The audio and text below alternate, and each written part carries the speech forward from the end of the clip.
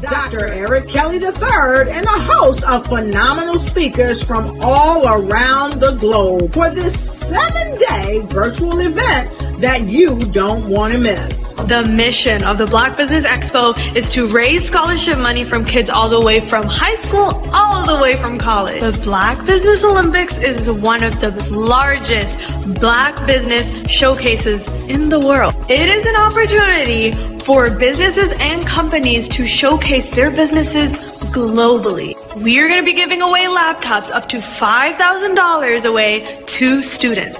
Again, I'm Olivia Appleberry, the founder of 2 Cents Finance and one of the speakers for the expo. I am so excited to see you there. For more info, go to www.blackbusinessexpousa.com or call 919-308-9090 and hope to see you there. I am Black Business. From the moment I wake until the time I sleep. Yes, I am Black Business. I am Black Business. Tell me, are you Black Business? I am Black Business. Do you support Black businesses? Listen, I support Black business because I am Black Business. Black Business Expo, one of the largest business showcases in the history of Black business in the world. The world! Sign up today at www.blackbusinessexpousa.com or call 919-308-9090. I am Black Business. I am Black Business. From the moment I wake until the time I sleep, I am Black Business. I am Black Business. Are you Black Business? I am Black Business. Do you support Black businesses? I support Black business because I am Black Business. Black Business Expo, one of the largest business showcases in the history of Black America in North Carolina. Join Dr. Eric Kelly III and a host of phenomenal speakers from all around the globe for this 7-day virtual event that you don't want to miss. The mission of the Black Business Expo is to raise scholarship money from kids all the way from high school, all the way from college. The Black Business Olympics is one of the largest Black business showcases in the world. It is an opportunity for businesses and companies to showcase their businesses globally. We are going to be giving away laptops up to $5,000 away to students. Again, I'm Olivia Appleberry, the founder of 2 Cents Finance and one of the speakers for the expo. I am so excited to see you there. For more info, go to www.blackbusinessexpousa.com or call 919-308-9090 and hope to see you there.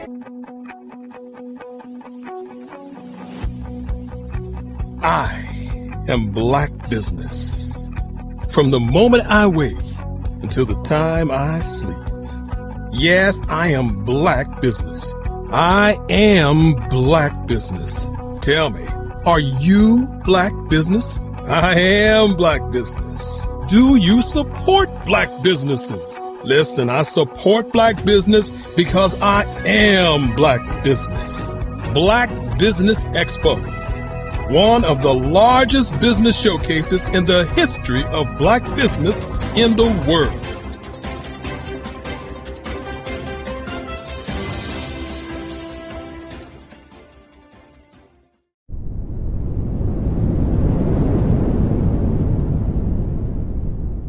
Are you a forward-thinking entrepreneur or business owner?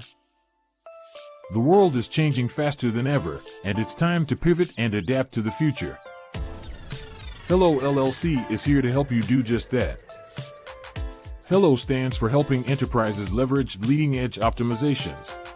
Our innovative solutions can streamline operations, reduce overhead costs, and give you a competitive edge in a market projected to reach $5 trillion by 2030.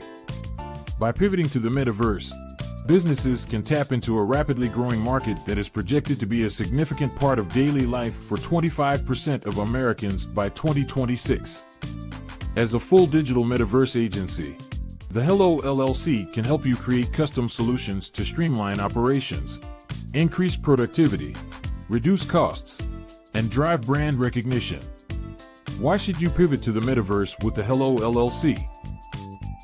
By leveraging cutting-edge technology, you can provide immersive experiences for your customers, expand your global reach, and unlock new revenue streams. Contact us today to make the pivot.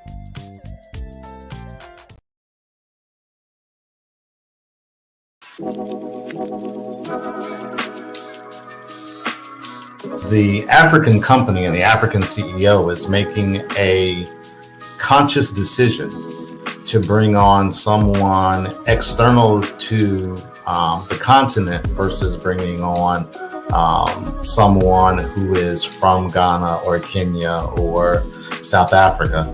And so the skill sets of the people that we take through our executive leadership training program and ultimately on the placement, obviously have to be extremely high caliber. So what we look for are corporate executives at the vice president to C-suite level, as well as Black entrepreneurs. When we look at the Black corporate executives, we're looking for some very specific skill sets, whether that be around supply chain, sales and marketing, engineering, product development. We want our folks to be able to add immediate value to the corporate board, right? And the other thing is, even if they don't necessarily have specific industry experience, they're bringing a diversity of thought.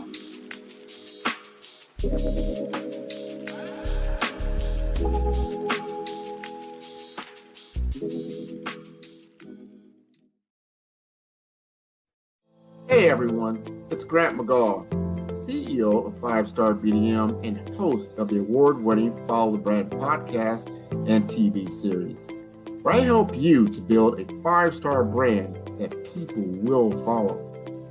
My genius is personal brand development through intelligent communication and helping you achieve your business and career goals. I am a requested speaker on digital technology and brand development issues. I want to work with you to increase the value of your current opportunities while attracting new ones. Every one of you is unique, and we all share challenges that can be addressed through smart branding. As a super connector, I work with you as an executive coach to guide you along the complicated business and career development road, providing the enhancement tools and information you need to succeed. Together, I will help you succeed in today's challenging business climate. I will evaluate and measure your progress. Best of all, I am right alongside you every step of the way. Build the brand called you. Genius is coming. Sometimes you got to hear the news from the Black perspective, and more specifically, Black publishers. And that's exactly why you have to download the Hey Ty app, the largest mobile app delivering breaking news, videos, and podcasts from 200 of your favorite Black publishers. Yes, 200 Black publishers delivering news as it happens, literally all in one app. Go to HAYTI.com or download the app in the Google Play Store or Apple App Store. It's completely free, along with information that you can trust, so go check them out.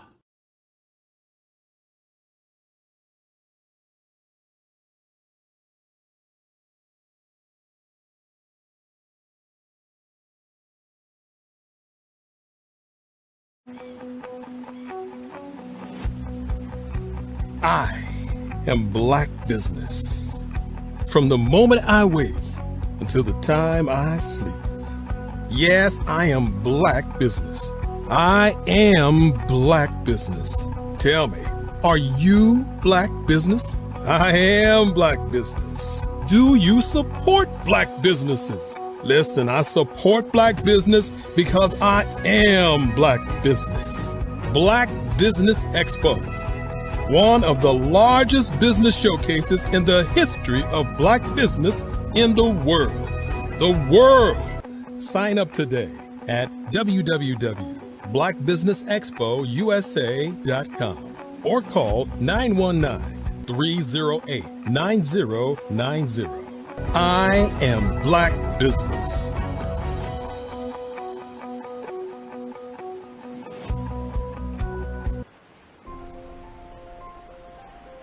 What if you could build your own city?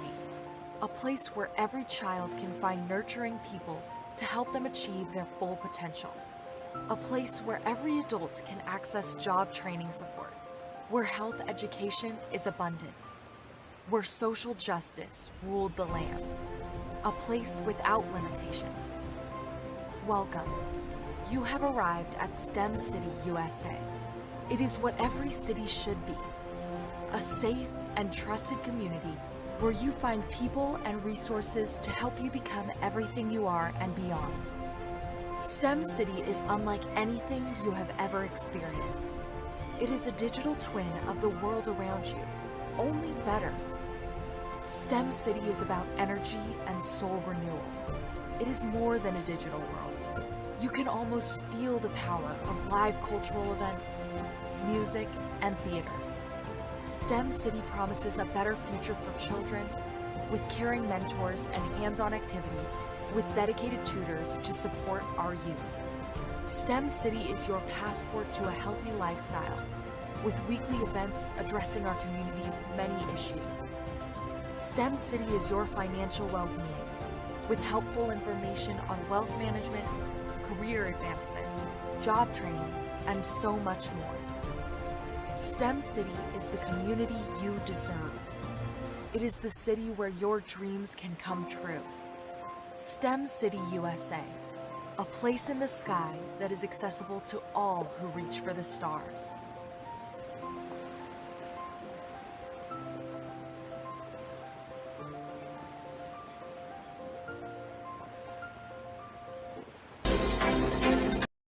Content creators, welcome to Fave Unite TV. Hey, are you struggling with having your content stand out from the crowd? Or is it that you're overshadowed by others who have more resources, followers, and influence? The good news is wherever we are, you are too. We help you grow your online presence and optimize your visibility, which gets you closer to your audience so you can build trust and loyalty. By using the power of our network, we help you build yours. Fave Unite is a powerful tool to connect you with your friends, followers, and fans. And when fans rule, everyone wins. Join us. Fave stands for Fans, Artists, and Venues. Submit your content today.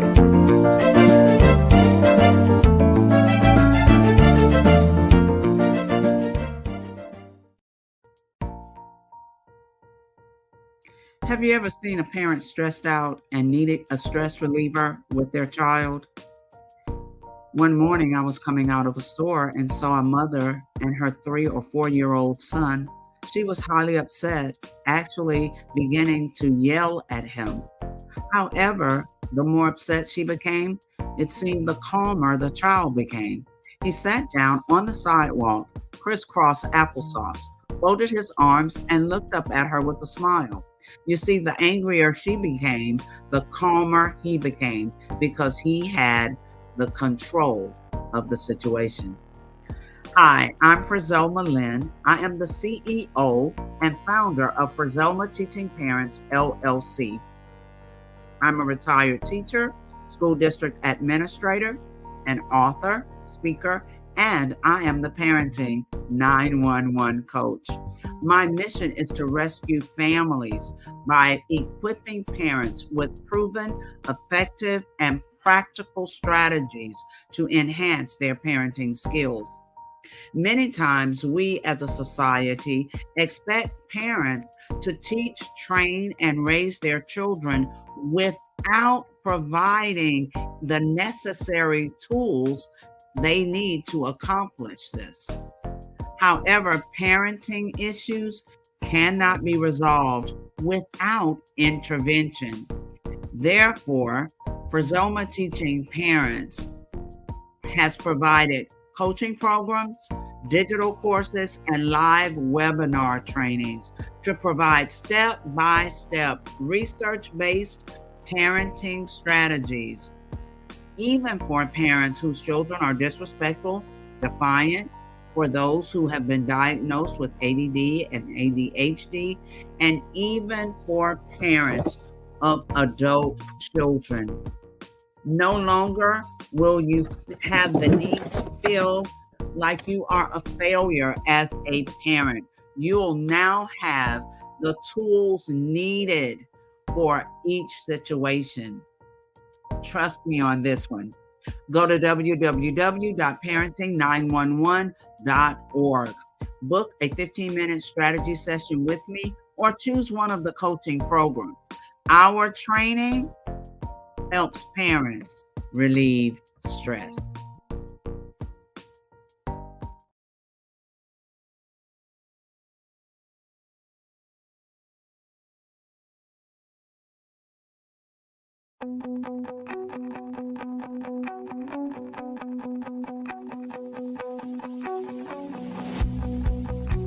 I am Black business. From the moment I wake until the time I sleep. Yes, I am Black business. I am Black business. Tell me, are you Black business? I am Black business. Do you support Black businesses? Listen, I support Black business because I am Black business. Black Business Expo, one of the largest business showcases in the history of Black business in the world. The world! Sign up today at www.blackbusinessexpousa.com or call 919-308-9090. I am Black business.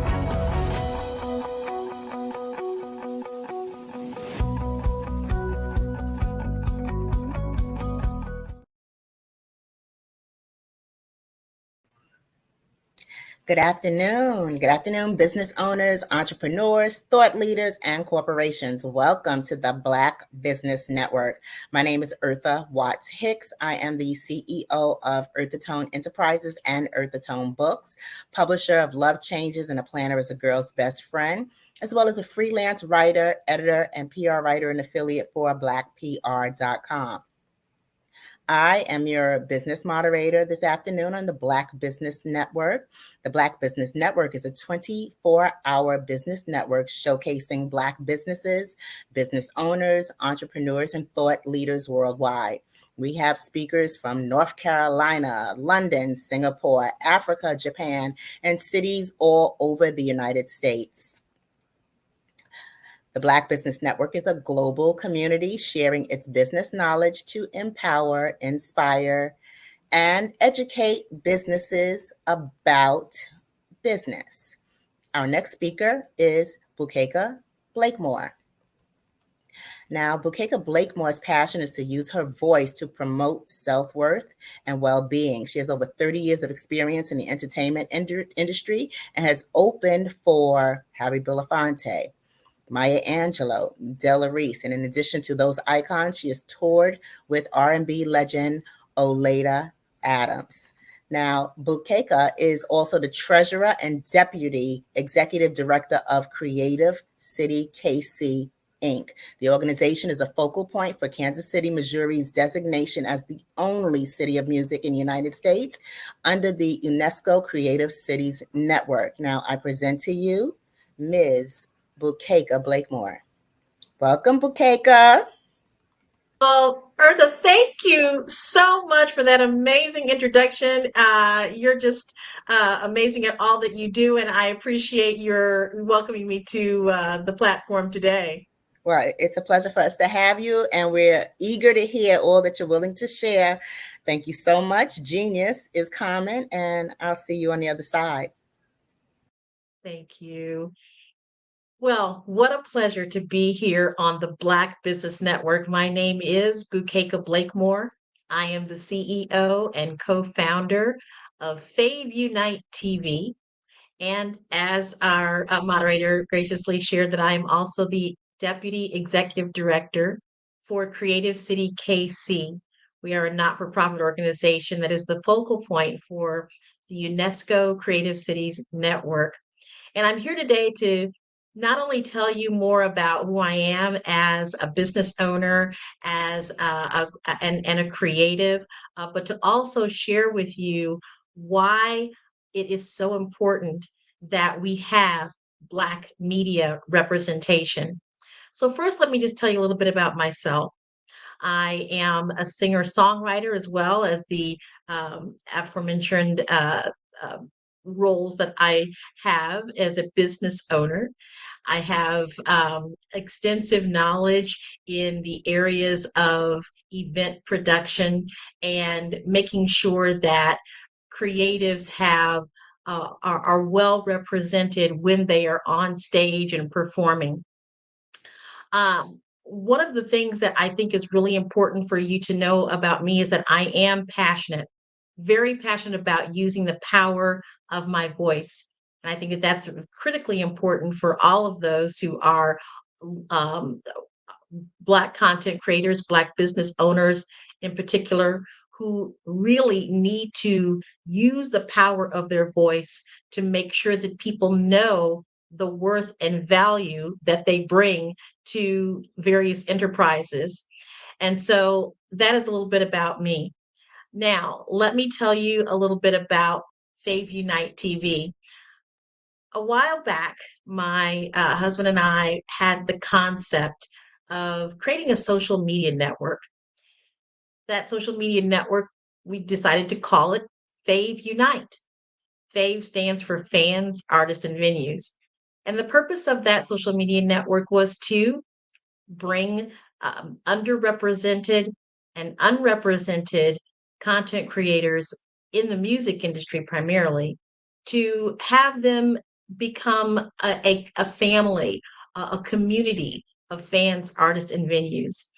And as technology evolved over time, we decided that when streaming television became something to invest in, we chose to pivot and move into that direction. And we're so glad we did. It was the best move we could have ever made. And so, as you know, when you pivot and you craft your business model, it can formulate it may take time to formulate and put into a crystallized package that makes sense as a business model. And so that's what we've done with Fave Unite TV. We have formulated a business model of a streaming platform for Black content creators, such a needed field for many Black people in media, which is why we also have the Black Business Network, right?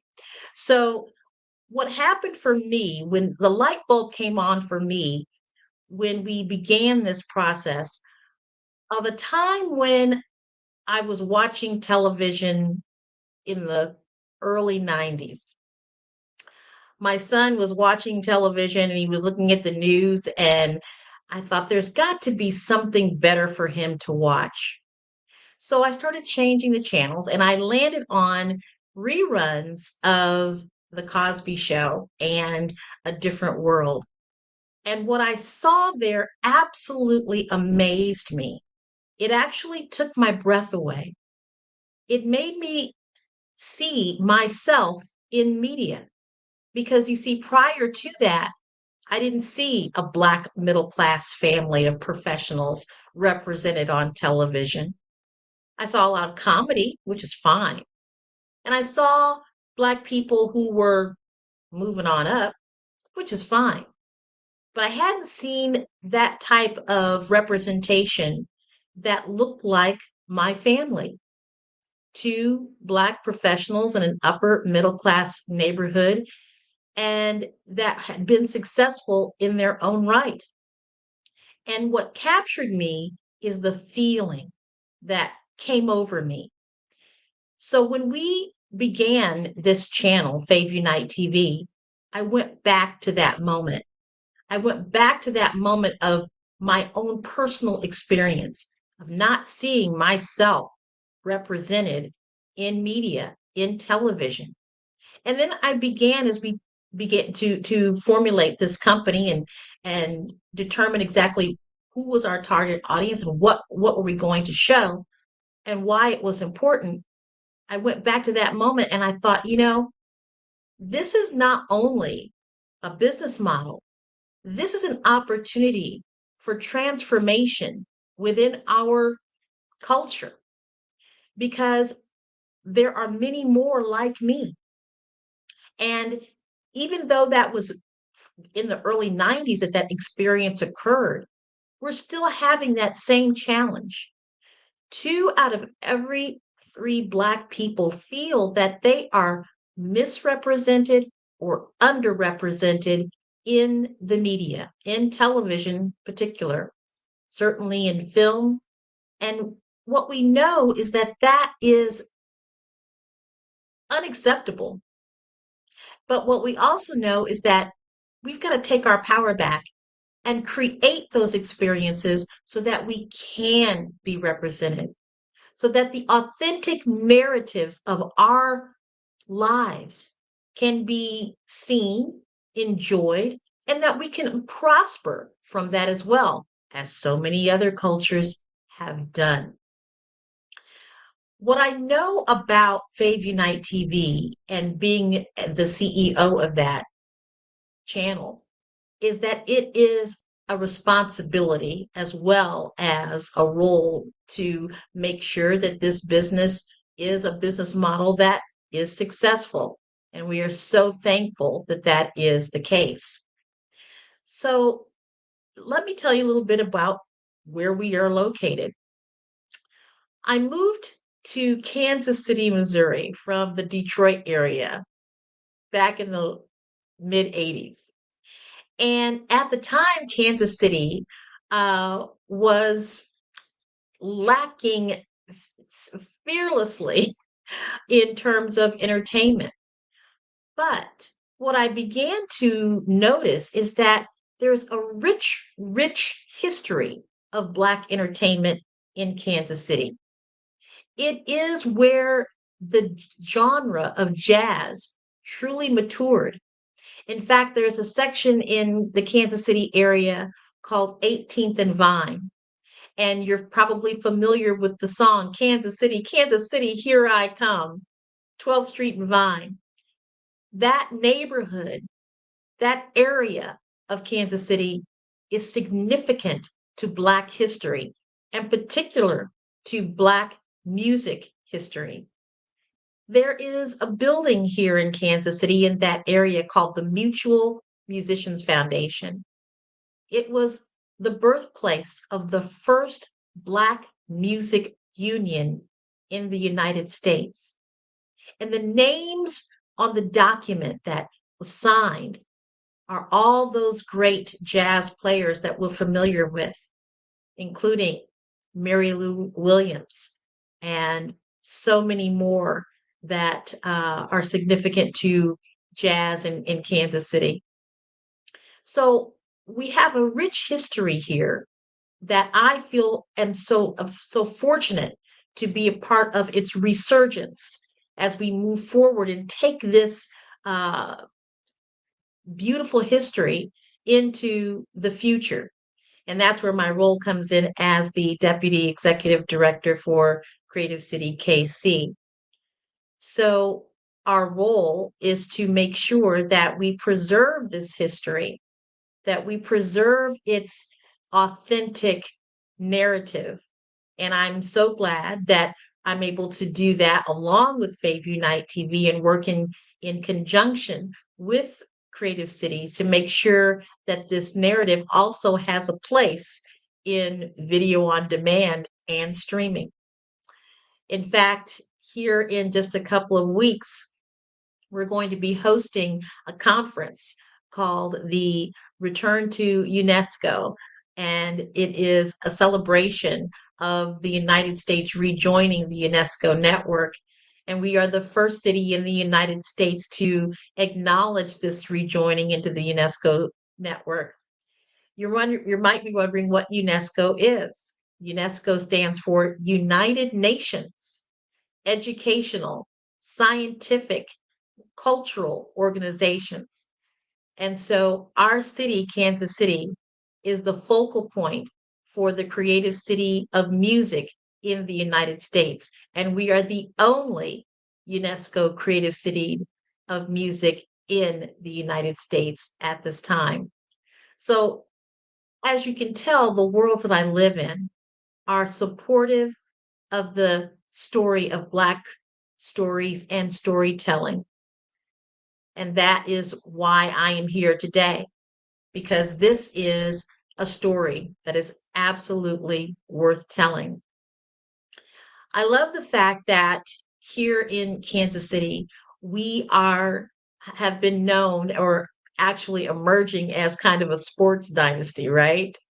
But that also includes that in a couple of years, Kansas City will be hosting the World Cup in Kansas City. So I am thrilled to be in the midst of all of the ways that Faith Unite TV and Creative City KC will touch the world in many, many ways.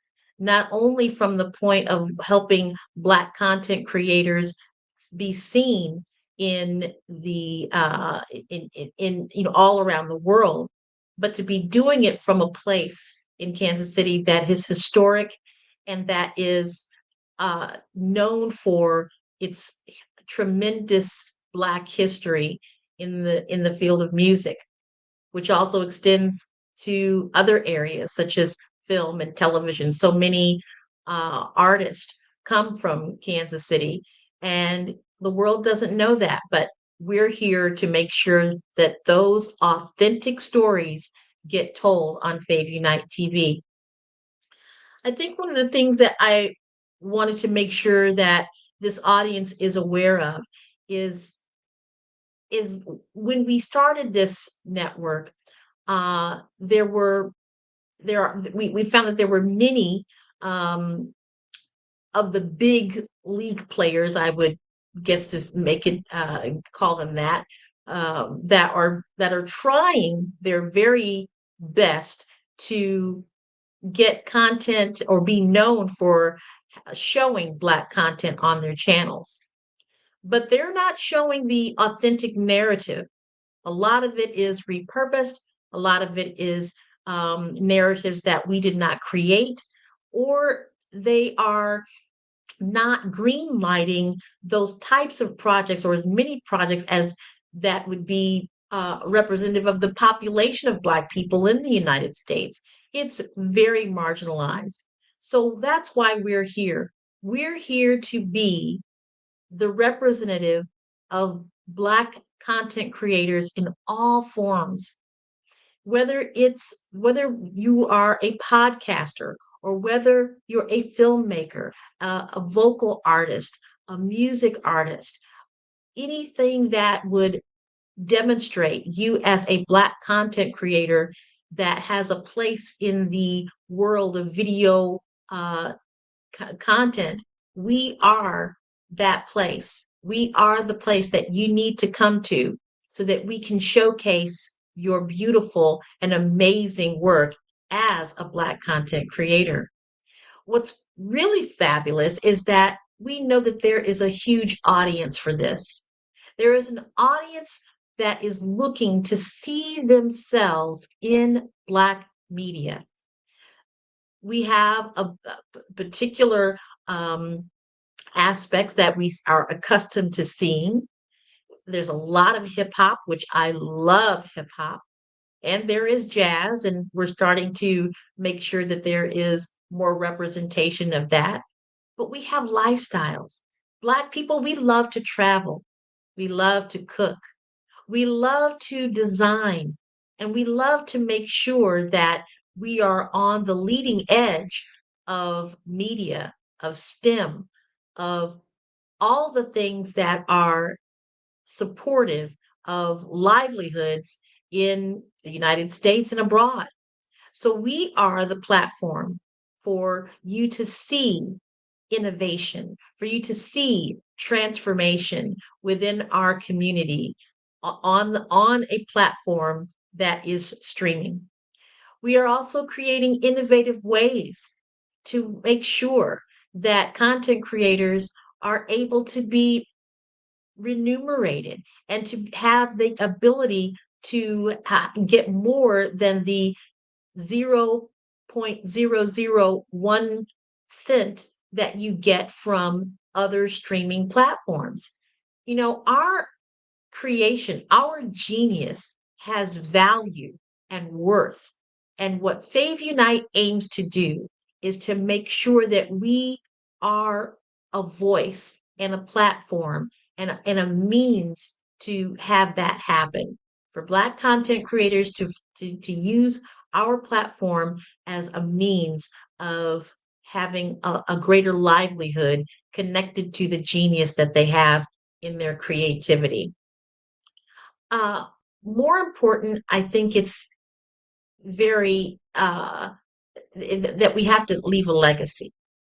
And that's a major part of what we're here to do with Fave Unite TV. And personally, that is a huge part of what I want to do with my life is to leave a legacy. And so the work that I do with as a founder of Fave Unite TV, as well as being the executive director of Creative City KC, it's about leaving a legacy. So one of the things that I will be doing in June as well is participating and facilitating a workshop, a film and music workshop that is sponsored by Creative City KC. And the facilitators of the workshop is none other than two-time Oscar winner Willie D. Burton. Willie has been nominated 8 times for his work as a sound engineer for movies such as Shawshank Redemption, such as in the Indiana Jones series. He also did the sound for Roots, and he was just nominated for doing the sound for Oppenheimer.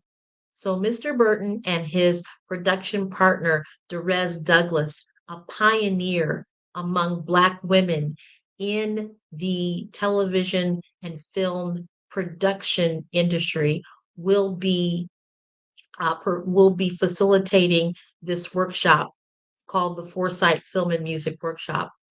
We will also have Lamon Rucker, who is starring in Black Hamptons and has starred in Greenleaf as one of the instructors, as well as Scotty Barnhart, who is the director of the Count Basie Orchestra. We will also have Phil Robinson, who is the vice president of the Motion Picture and Academy, who will do a virtual presentation. Yes, we're here to leave a legacy. We're here to make sure that the young people participating in this workshop, ages 18 to 25 here in Kansas City, will be able to learn from masters in this industry in areas that aren't always in front of the screen. There are so many opportunities behind the screen. As I mentioned, sound, there's directing, there's writing, there's lighting, there's photography. All of those are important careers that can be built just within the film and music industry, production, um, again, engineering, so many things that are important to content creators. That workshop will be here in Kansas City, June 24th through the 26th.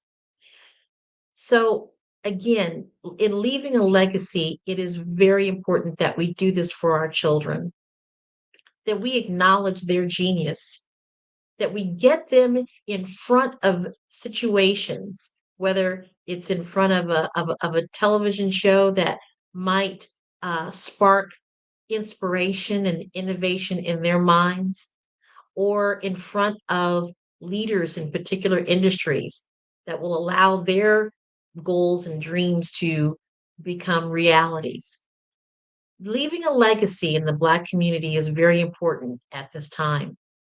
There are so many voices trying to squelch that creativity that are actually attempting to erase the beautiful, rich stories that exist in our community of Black people. But we will not let that happen, because as business innovators, we have the power to make sure that the authentic narrative of Black stories and storytelling can be seen and heard. And Fave Unite TV is one of the most phenomenal ways that I can think of in which to make that happen, as well as being the uh, deputy director for Creative City KC, UNESCO designation as a city of music. We are so excited to be able to partner with each other to make sure that those stories are also heard. So, what I'd love for you to do is to go to favunitetv.com. That's FAVUNITE TV.com, and just take a look, browse, watch, see the type of content that we are developing, from short films to spiritual um, uh, information and inspiration that will educate you in many, many ways as well. We want you to go on to favunitetv.com and see what kinds of the authentic narratives are being expressed. Look at it from being a fan.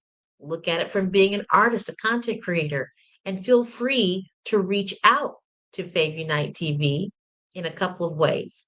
You can email us at info@favunitetv.com, or you can give us a call at 816-819-9939. Give us a call and let's have a discussion about what it is that these platforms can do for you and your business and for your legacy. Lastly, I would like to just share with you a little story about back into my history, the things that kind of laid the groundwork for why I believe it is important for us to make sure that our voices are heard and that we are worthy of having those voices heard. My name is Bukeka, but when I was born, my parents named me Gretchen Elizabeth. They were both involved in the civil rights movement back in the 60s, and I was born right in the midst of that intense time in our nation's history. So when our family had meetings and folks would come over to the house to plan marches, they would say, "Where is little Gretchen?" Well, after a while, I got tired of being described as little Gretchen. I decided that I wanted to have an African name. So I chose the name Bukeka after looking through several books of African names and where they came from: North Africa, East and West Africa, South Africa. I chose Bukeka at 6 because, well, in my limited amount of reading at the time, the word that I recognized was the word princess. But years later, after traveling to South Africa, I met with a minister there, and he said, "What your name means is the most beautiful thing you've ever seen." So my name is not just about beauty, it's about knowing yourself. It's about claiming who you are. It's about feeling and knowing that you have an authentic story, and that authentic story needs to be told, needs to be heard, and that it can help someone. It can enliven someone, inspire someone to be who they are in a more authentic way. So years later, here I am now offering a platform that helps people to realize more of who they are. It helps people to see themselves in a landscape that they may not have seen themselves before. We are here because without us, those authentic stories and those are authentic storytellers could be erased. And we can't let that happen. We have to be the voice. We have to be the face, and we have to be the ingenuity and the technology to make sure that we are here for the long haul. Thank you so much for having me, Black Business Network. Thank you, Bukeka. I love what you're doing to help Black businesses and Black artists get their work out there and to show audiences their voice. For those of us who are a little hesitant or even intimidated by the process, what is your best advice? The best advice is to write it down. Start to tell your story. I was speaking with a gentleman today from the Baltimore, Maryland area. And, he was talking about the fact that he has had to pivot so many times and how Black content creators really have to do that. They have so many different types of careers just to stay relevant throughout their life. So write your stories down. We are a people that thrives on the storytelling and passing it down from one generation to another. Continue to do that and make sure that you're also being able to thrive and survive by monetizing your storytelling and making sure that it is protected as well. Gotcha. Now, I know you're a vocalist, right? Yes. So, what inspired you to go from being a vocalist to the media and advocacy side of what you do in the arts? Well, it's a combination of inspiration, and a combination of feeling a calling on my heart. For years, I thought, I really want to be able to uh, broadcast and have people who want to have their genius seen in terms of the content creators and aspiring artists. So it was a combination of um, having a calling on my heart to do so, and as well as a necessity, as I was just mentioning, the gentleman that I spoke to earlier. In our situation, we've got to pivot sometimes. We've got to stay on top of things. We've got to be innovators all the time.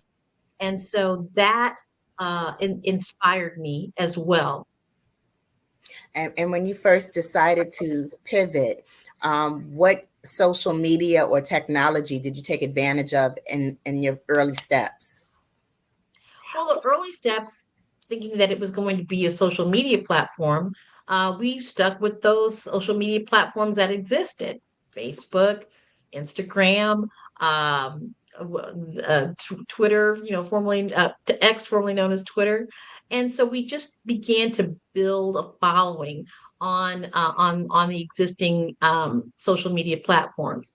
And I think the other piece is that we had to be attuned to how technology was changing. And so as we discovered that streaming platforms was becoming more accessible to invest in, that's when we decided to do that. Having a good one thing with content creators or artists is that we've got to make sure that we understand that we're in a business. That we're in a business, and a business is designed for us to have a profit.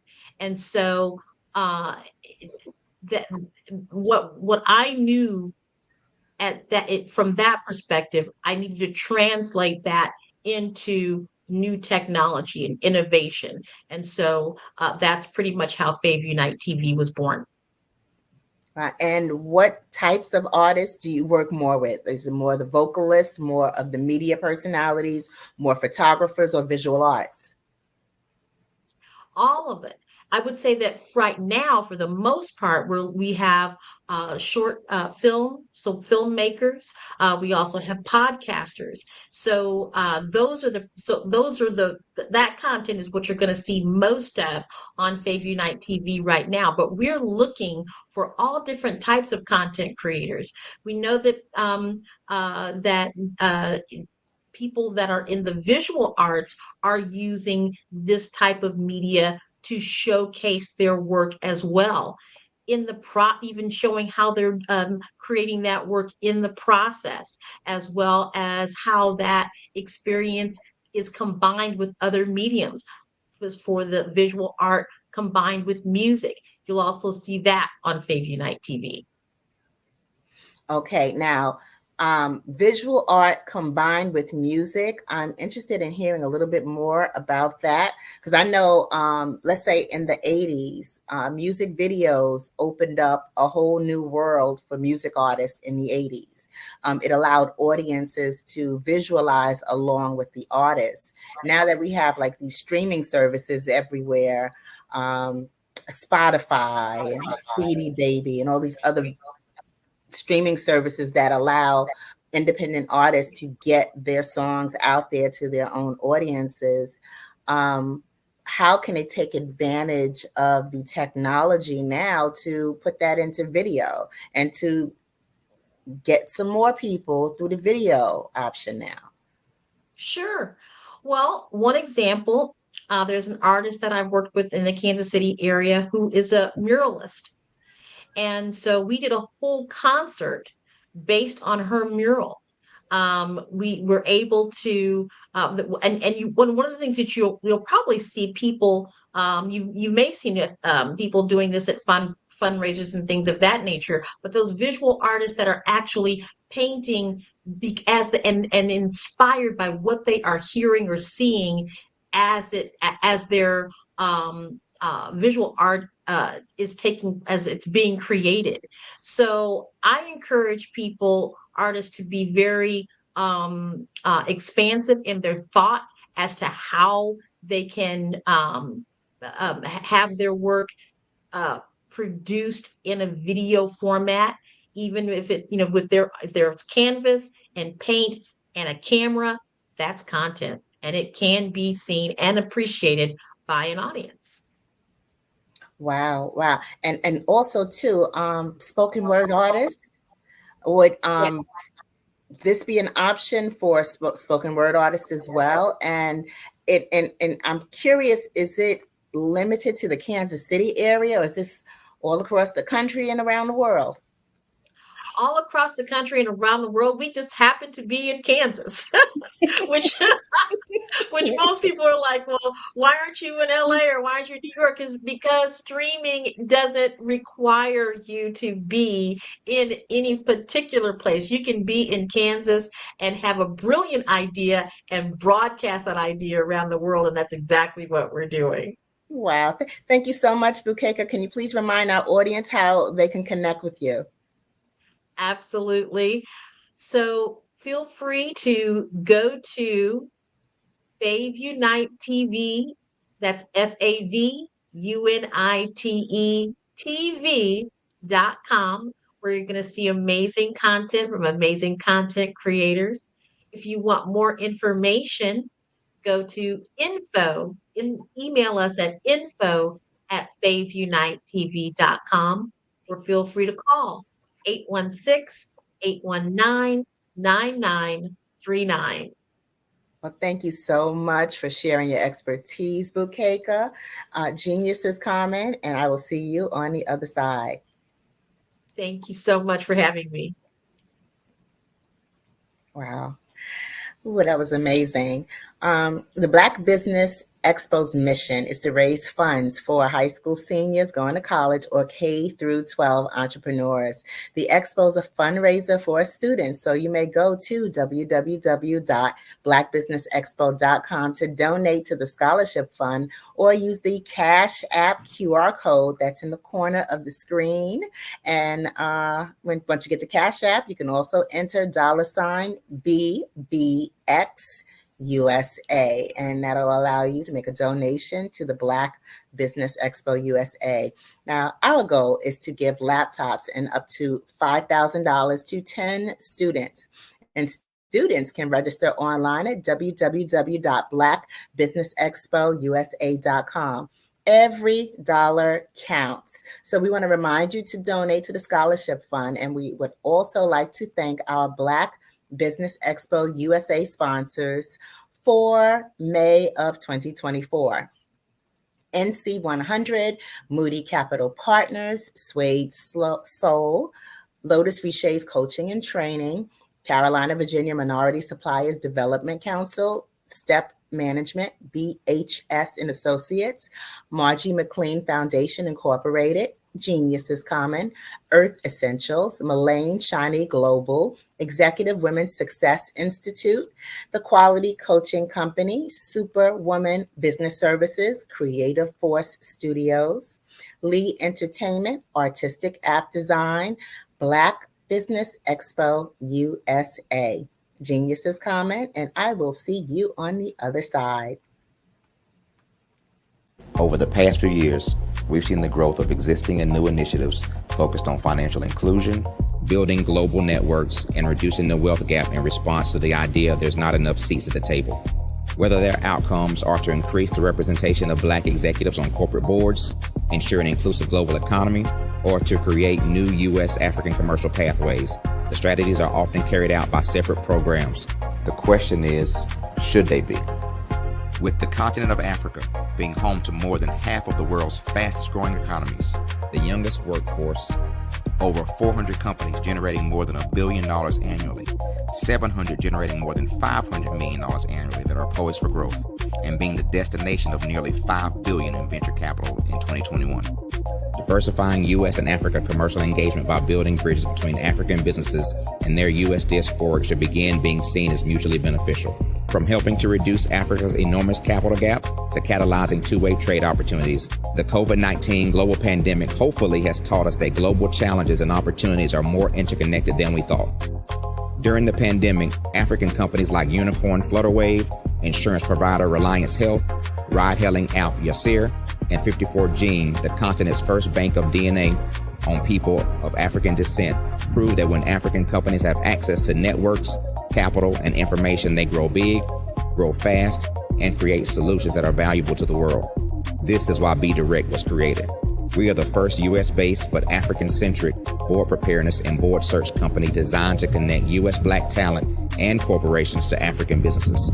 Unique and fundamental to BDirect's success is our process of helping board candidates adapt their experience and networks to an African context before they're connected to high-growth companies that are looking to locally and globally scale.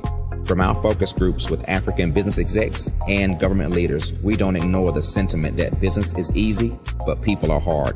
Having a pool of board candidates with hard-to-access networks and extensive experience across the business life cycle, including successfully raising capital, is table stakes for an initiative like this. So yes, we have that.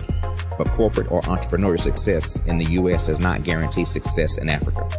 Developed alongside industry partners on the continent, our training program, BDirect Prep, is designed to transpose their experience to create cultural comfort, understanding, and a commitment to helping businesses in Africa scale. Our board governance sessions are African continental and country specific, integrated with cultural awareness and dexterity training, masterclasses led by African industry execs, and mentoring and coaching from African continental-based facilitators.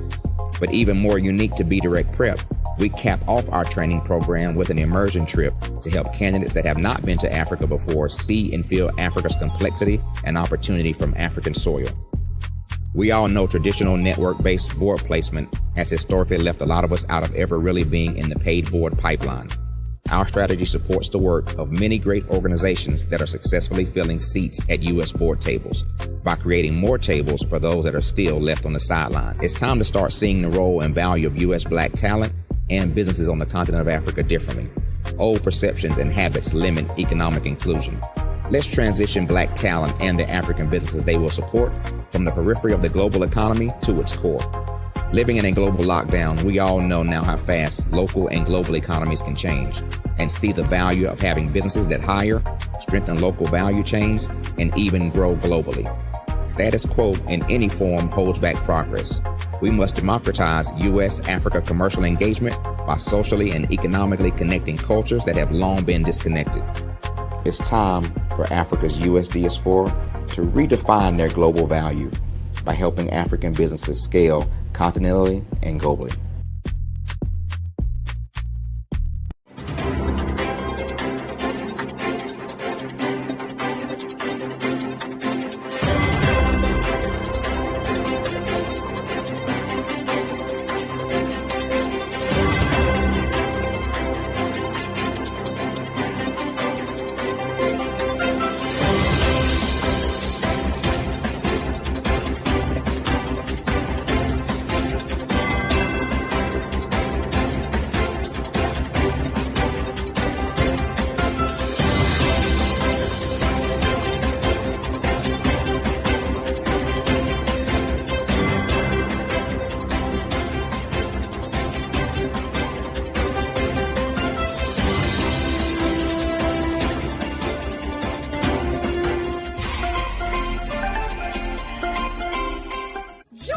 Dr. Eric Kelly III and a host of phenomenal speakers from all around the globe for this 7-day virtual event that you don't want to miss.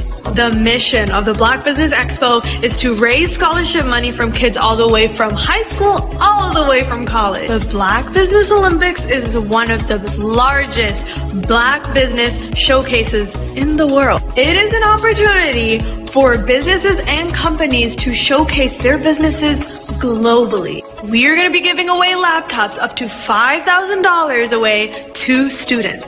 Again, I'm Olivia Appleberry, the founder of 2 Cents Finance and one of the speakers for the expo. I am so excited to see you there. For more info, go to www.blackbusinessexpousa.com or call 919-308-9090 and hope to see you there. I am black business. From the moment I wake until the time I sleep. Yes, I am black business. I am black business. Tell me, are you black business? I am black business.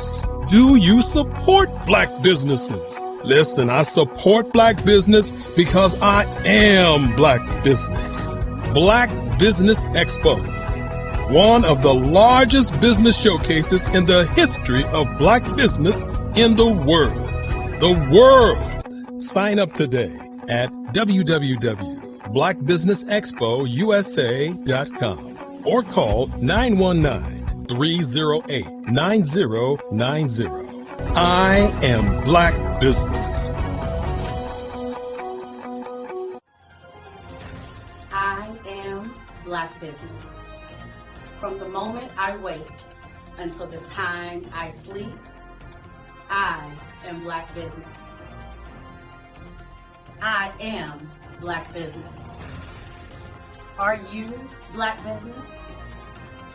I am black business. Do you support black businesses?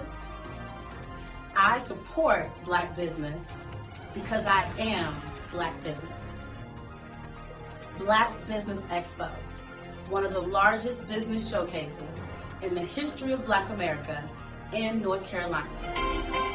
Join Dr. Eric Kelly III and a host of phenomenal speakers from all around the globe for this 7-day virtual event that you don't want to miss. The mission of the Black Business Expo is to raise scholarship money from kids all the way from high school, all the way from college. The Black Business Olympics is one of the largest Black business showcases in the world. It is an opportunity for businesses and companies to showcase their businesses globally. We are going to be giving away laptops up to $5,000 away to students. Again, I'm Olivia Appleberry, the founder of 2 Cents Finance and one of the speakers for the expo. I am so excited to see you there. For more info, go to www.blackbusinessexpousa.com or call 919-308-9090 and hope to see you there. I am Black business. From the moment I wake until the time I sleep. Yes, I am Black business. I am Black business. Tell me, are you Black business? I am Black business. Do you support Black businesses? Listen, I support Black business because I am Black business. Black Business Expo, one of the largest business showcases in the history of Black business in the world.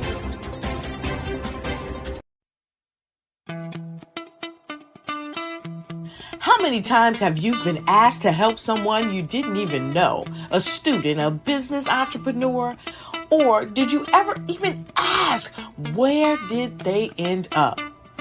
That business, that friend, that entrepreneur.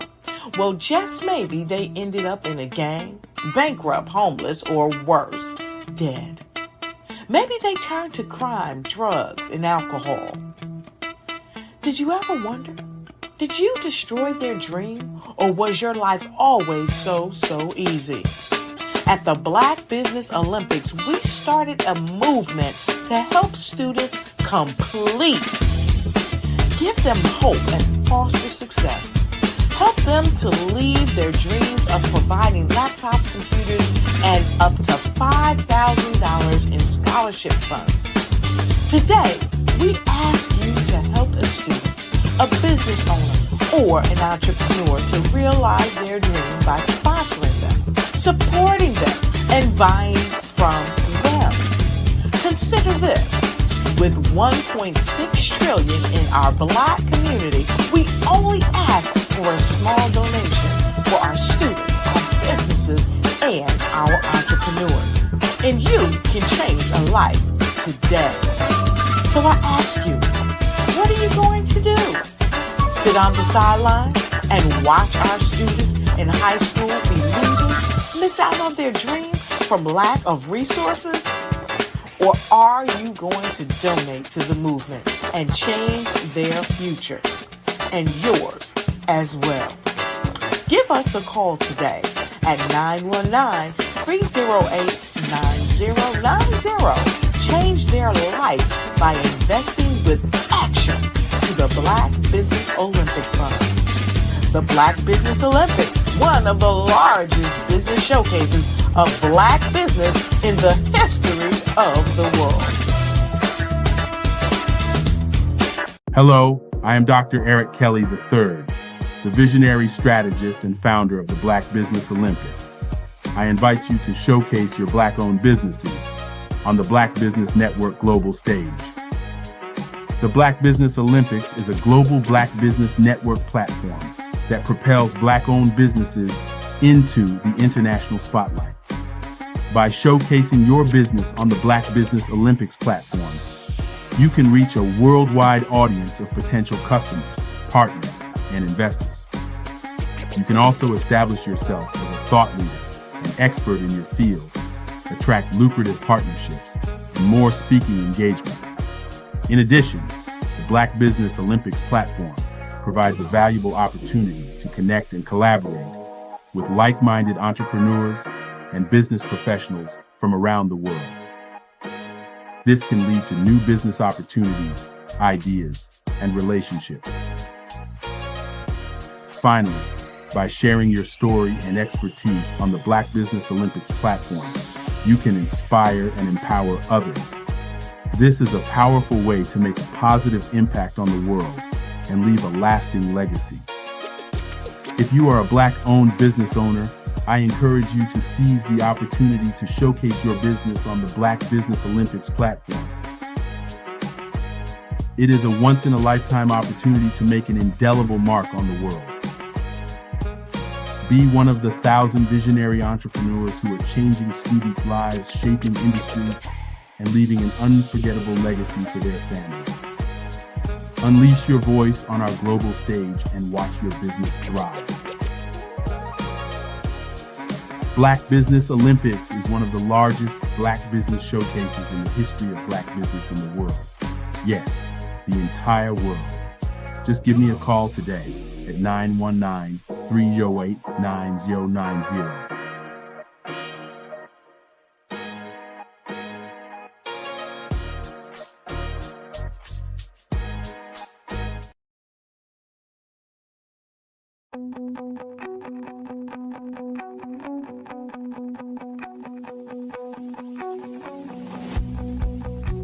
I am Black business. From the moment I wake until the time I sleep. Yes, I am Black business. I am Black business. Tell me, are you Black business? I am Black business. Do you support Black businesses? Listen, I support Black business because I am Black business. Black Business Expo, one of the largest business showcases in the history of Black business in the world. The world!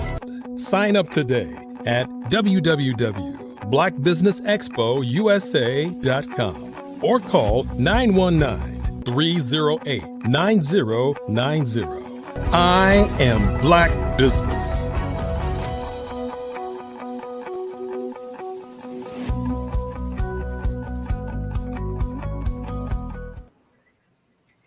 Good afternoon. Good afternoon, business owners, entrepreneurs, thought leaders, and corporations. Welcome to the Black Business Network. My name is Eartha Watts Hicks. I am the CEO of Eartha Tone Books, the publisher of Love Changes and a Planner is a Girl's Best Friend, as well as a freelance writer, editor, and PR writer and affiliate for blackpr.com. I am your business moderator this afternoon on the Black Business Network. The Black Business Network is a 24-hour business network showcasing Black businesses, business owners, entrepreneurs, and thought leaders worldwide. We have speakers from North Carolina, London, Africa, Japan, cities all over the United States. The Black Business Network is a global community sharing its knowledge, its business knowledge to empower, inspire, and educate businesses about business. Our next speaker is Dr. Tabitha Russell. Now, Dr. Tabitha Russell is an international keynote speaker, best-selling author, and financial expert with over 20 years of experience in financial literacy. Dr. Tabitha is the money makeover mogul, a leading authority on financial empowerment, guiding clients from college students to those in the corporate world to embrace financial freedom and manifest six-figure success and beyond. I present to you Dr. Tabitha Russell. Welcome, Dr. Tabitha. Hello. Thank you so much for allowing me to be here on today. Oh, you're very welcome. You're very welcome. And I'm very eager to hear what you have to say, honey. Genius is coming, and I'll see you on the other side. Thank you so much. Hello, everyone. My name is Dr. Tabitha Russell, and I am honored to be here today on the Black Business Network to talk about a subject matter that impacts each and every one of us, and that is financial literacy. Whether you are from a bustling city or a quiet village, financial literacy is a vital skill that empowers us to take control, and I do mean control, of our financial futures and achieve our goals. So the thing comes down to understanding financial literacy and what it is. And financial literacy is basically the ability to understand and use various financial skills effectively. including our personal financial management, budgeting, saving, and let's take it a step further into investing. Now, it's about making informed decisions with your money to ensure financial stability and security. And when I say informed decisions, that means that you are empowering yourself when you're taking on the task of learning financial literacy and what that looks like. You're taking it upon yourself to now learn the tools that's going to make you most effective with managing your money. Now, why is financial literacy important? It is important because it has global economic impacts, meaning that global economic stability is affected by financial literacy, and it contributes to the overall economic health of nations by promoting responsible financial behaviors. And you may have seen here recently where countries have been supporting other countries based upon the challenges that they may have experienced. Now, I will say that that just doesn't happen, right? In order for you to give out of your resources, the money has to come from somewhere. So this is where financial literacy really does play a huge role in that. And when I was saying that financial literacy impacts each and every one of us, it does not matter where we live in the world, that we will be impacted some sort of way by money, meaning that if we are honest, there's not a lot of places that we can go and obtain items for free, right? They charge for water today. They charge for the fact that we need shelter and food and clothing. So with that, money plays a big role. It doesn't matter what language we speak or where we live in the country, we will be impacted. So our personal empowerment, meaning that it has the opportunity, financial literacy does, to empower individuals to make smart financial choices, avoid debt, and build wealth. Now, when we talk about avoiding debt, there's two sides to that because there's good debt and there's bad debt. And we won't get into a lot of that on today. However, as you're learning more about financial literacy, it takes you down a path to learn sometimes when it's a good measure for you to invest. For example, we'll use real estate. Real estate would be something that is considered to be good debt. And then we would say credit cards, for example, the use of them improperly could be bad debt. And so those are just some of the things that you can learn from financial literacy, as well as generational impacts is also influenced by our ability to learn financial literacy. So educated individuals can pass on their knowledge to the next generation, fostering a culture of financial responsibility. Let me just share with you just a little bit about why I am so passionate about financial literacy. I grew up in inner city Philadelphia, which allowed me to have an absolute amazing opportunity to go to a very good school, I would say. I went from the school that I was going to, and I was bused to, or had the opportunity to participate in a program that was for more of the gifted and talented, which afforded me the opportunity to be around some individuals that had a little bit of a different culture than what I was previously exposed to. So with that, the education that came along with it was a little bit more advanced. And so it allowed me to get up every morning, get on public transportation, and take the SEPTA bus all the way to the end. Once I got there, I got on the L train just to get to my school bus to take me across town every day. Why do I bring that up? I bring that up because it gave me a passion for learning more of what I was experiencing, because I went from where I lived out to the suburbs, basically. And with that, I'm passing these big houses with really nice cars in the driveway. I'm seeing my peers drive to school every day on a regular basis, which allowed me to ask some questions. You know, what do your parents do that you get the opportunity to drive a car to school every day or live in the homes that you live in? And I was told that they were, you know, some of them were the town's dentist or the attorney for the town or some sort of business owner. For me, I knew then that being an entrepreneur was going to be the thing that could potentially make a different life for me and my family, as well as set me up for a level of success.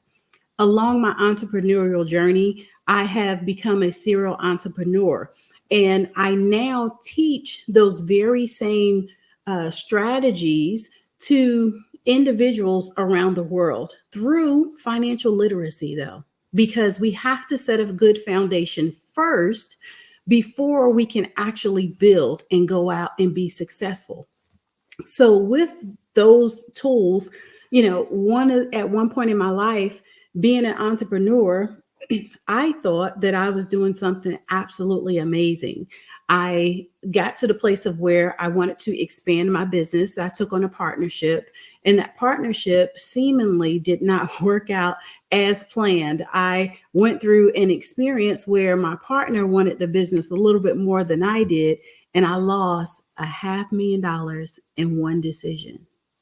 I share that with you because I learned in that moment that I didn't know what I didn't know. I didn't know that my contract needed a contract. I didn't know that I needed to set up some additional parameters so that I would not experience the loss that I went through, meaning I lost everything, lost my house, my cars, all of the money that I had in the bank. And I had 4 small children at the time.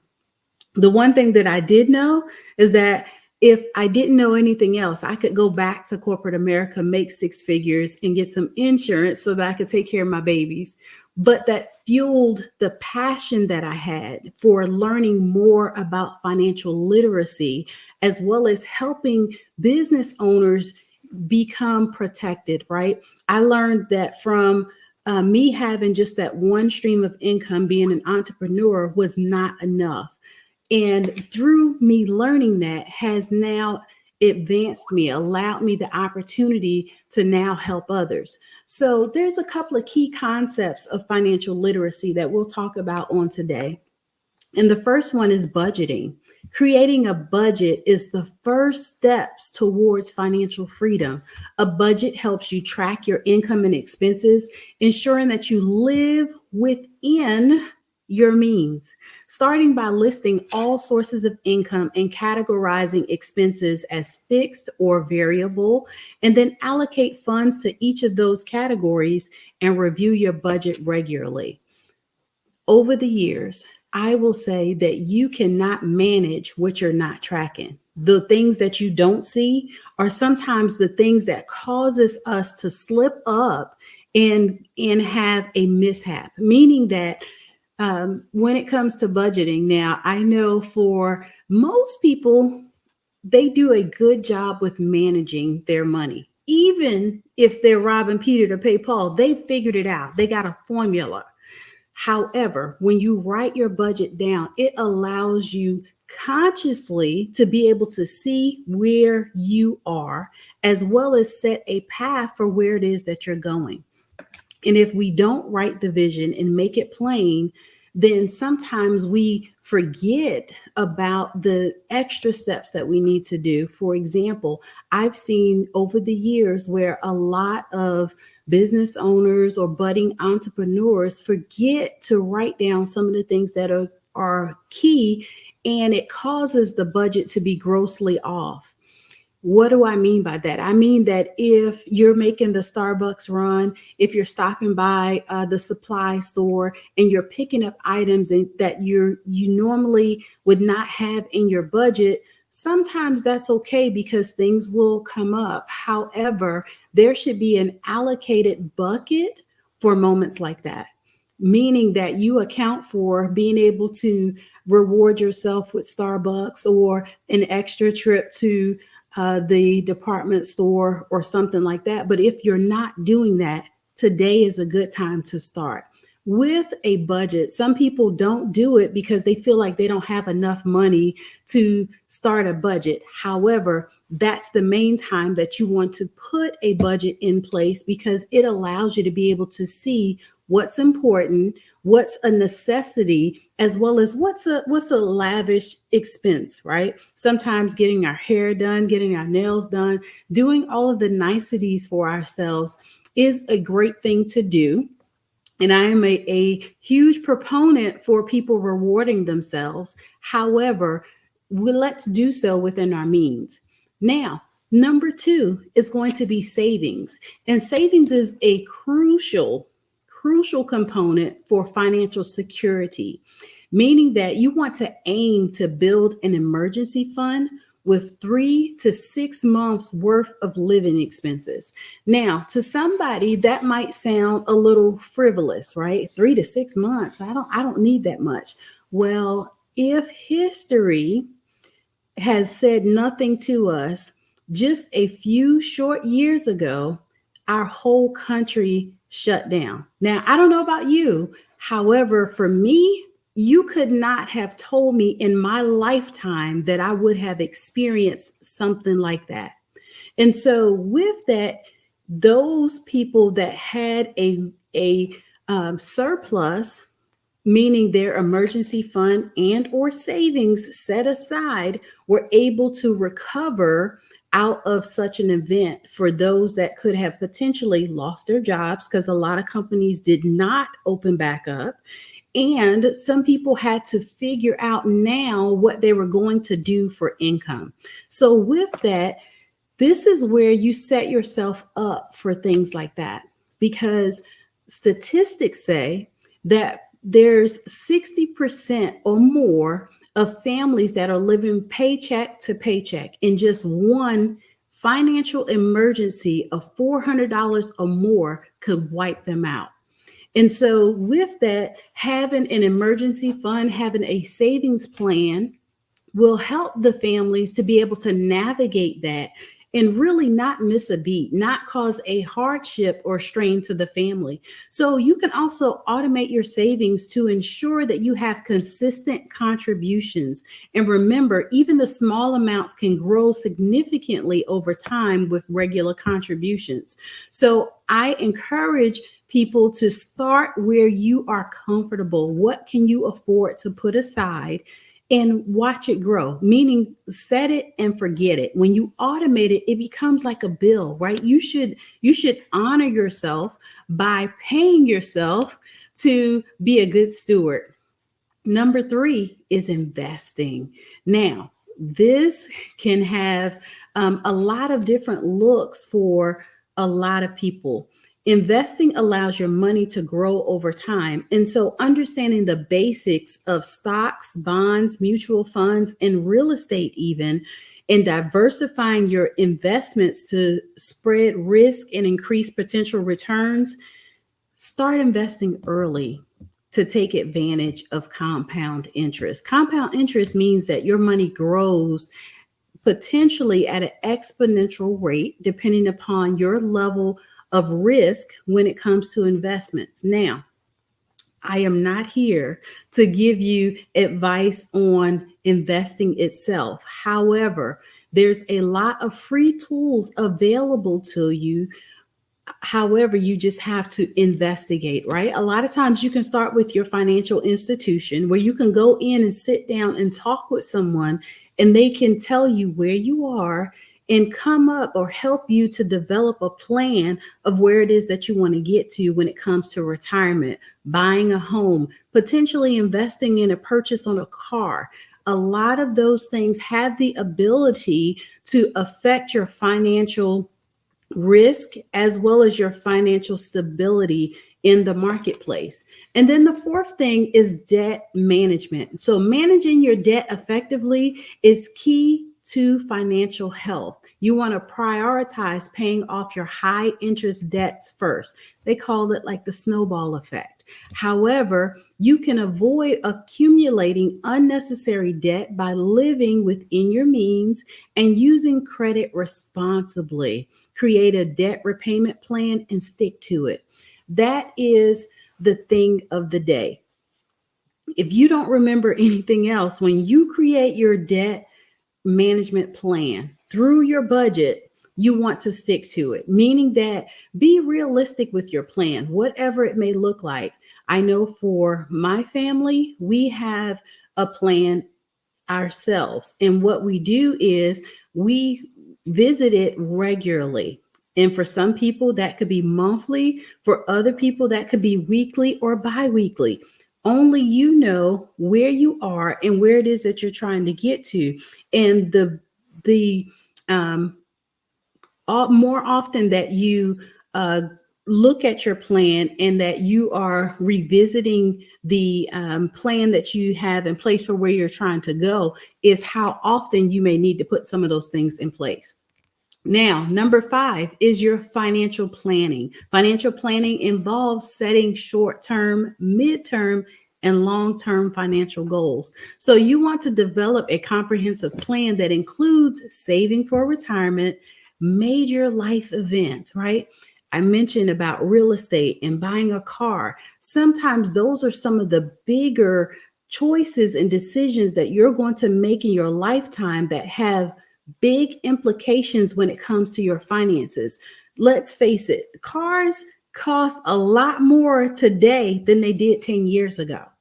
And if history repeats itself, they're only going to increase. Real estate and owning a home or a condo is one of the bigger investments that you're going to make in your lifetime. And so you can make an informed decision by looking at what that's going to look like in comparison to your financial situation long before you make the purchase. And so with being able to do that, you get the opportunity to make a wise decision on should I buy now or should I buy later? Just in 3 short years, when we talk about real estate, we went from a interest rate of 3% 3 years ago to where the market for buying a house today with interest is well over 7%. It's like 7.2 last I looked. And so if nothing else, that could be the difference between an additional $500 plus a month on the same home that you would have bought 3 years ago at a cheaper interest rate. So therefore, you want to make sure that you're taking into consideration what it is that you want to do with your money and any potential unexpected expenses. So as you review and adjust your plan regularly to reflect the changes in your financial situation, it allows you to be more financially stable and more secure. So let's look at the global perspective. Now, there are some challenges in financial literacy across the board. We find that sometimes people don't have access to education in many parts of the world, including here in the US. So financial education is not always readily available. But what can you do? We can put forth efforts to integrate financial literacy in our homes. Let's start there first, right? We can help our children learn the advantages of setting a budget. We can also help them learn how to write a check and balance a checkbook. Let's just say it's a little bit easier today because there's a lot of apps out there that we can put on our phone that we can track our spending habits. And as we develop those at an earlier age, it gives us more advantages as we're moving forward, as well as there's a lot of community programs that's out there that's available to us that we don't take advantage of. There's some local places, including the banks, that will literally sit down with you and help you to develop these plans when you're not sure. And it does not cost you anything. However, it does cost time, right? We need to invest in where it is that we're trying to go. As well as sometimes when there's some cultural differences, our financial behaviors are influenced by cultural norms and practices. In my home, when I was growing up, financial literacy was not something that was talked about around the dinner table. It was not going down at the cookout or anything like that. We were not talking about investing. We were not talking about coming together and pooling our resources to buy some real estate. These are conversations that really need to be interjected at the earliest levels possible when it comes to even the younger people, those that are coming up behind us. But in our normal day-to-day activities, there's some things that we can do to tailor our financial education to respect and incorporate these differences across the board. That's essential. And that is something that we can take ownership over doing ourselves. And let's talk about some of the technological barriers. While technology can facilitate financial education, it can also be a barrier in regions with limited internet access. Providing online resources is another critical tool. Now, I will say that today in our society, I live in South Carolina, and I know that there's some limitations within areas, even to internet access. There's high-speed internet, and then there is dial-up. With that, however, we still can empower ourselves with the limited resources that we have. If you don't have access to be able to find this information readily at your disposal, there's the library that you can go to and potentially get access to be able to get online and learn some of this information too. We don't get the opportunity to say that we have the excuses that we used to have back when the Encyclopedia Britannicas was out, or we had to go and pay someone to get the information. Now, I will say that there are ways of getting an accelerated path. And sometimes that is through hiring a coach, a mentor, or trainer. Somebody that can help to hold you accountable, teach you some of the principles and the aspects of being able to learn more about financial literacy. That is also a way. However, only you know where you are and what it is that you're trying to get accomplished today. So ways that you can create your own success stories, though, let's talk about that for just a moment. Because there are some microfinance initiatives that you can do. And I've seen where in some developing countries, microfinance programs have empowered individuals, especially women, to start small businesses and achieve financial independence. I don't know about you, but to the average family, an additional $1,000 up to $100,000 could be life-changing. And if you find that in your current situation that you have more month than you have money, then sometimes you can take the things that you're innately good at. That's what I teach my clients, is to what is it that you're good at today that we could take and potentially create an additional stream of income. And I'm not talking about being a school teacher or a rocket scientist, right? I'm talking about if you're good at baking cakes, just for example, be the best baker that you can be. However, how can we now share that gift with others? We can take that and you can potentially bake cakes for others and create an additional stream of income. It's that simple. However, having some guidance to help you to navigate that will also be invaluable as you're going forward. Now, I take it just a little bit step further, meaning that I show people how to create multiple streams of income off of one concept. And being able to do that allows you to keep a focused pathway on your way to your dreams, but take an accelerated path. So for example, using a baker, I am not a baker by no stretch of the imagination. However, I love to cook. So for me, I would be the first person that would sign up to buy one of the cakes from the baker.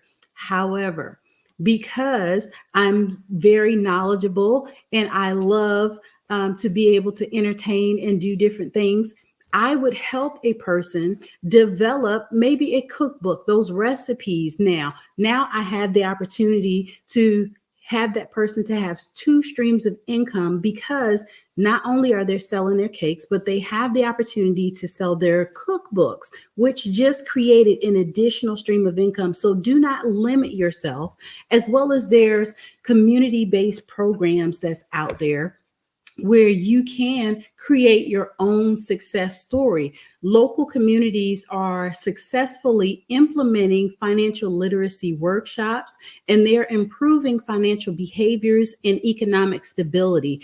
And with that, it has been allowing communities now to spring up with financial literacy programs, and they're starting little things by investing as a group together and accomplishing some things to create wealth as well.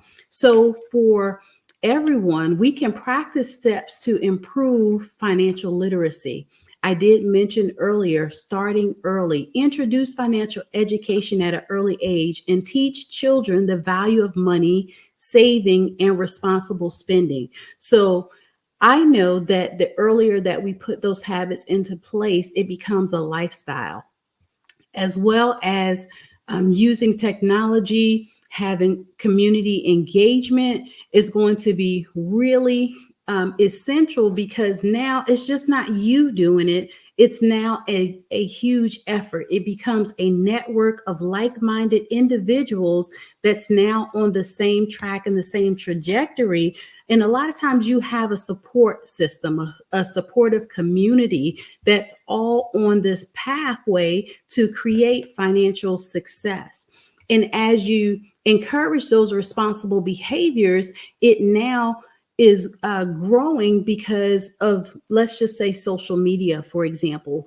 A lot of people are using tools like that in order to help others to learn the essentials that they need in order to be successful.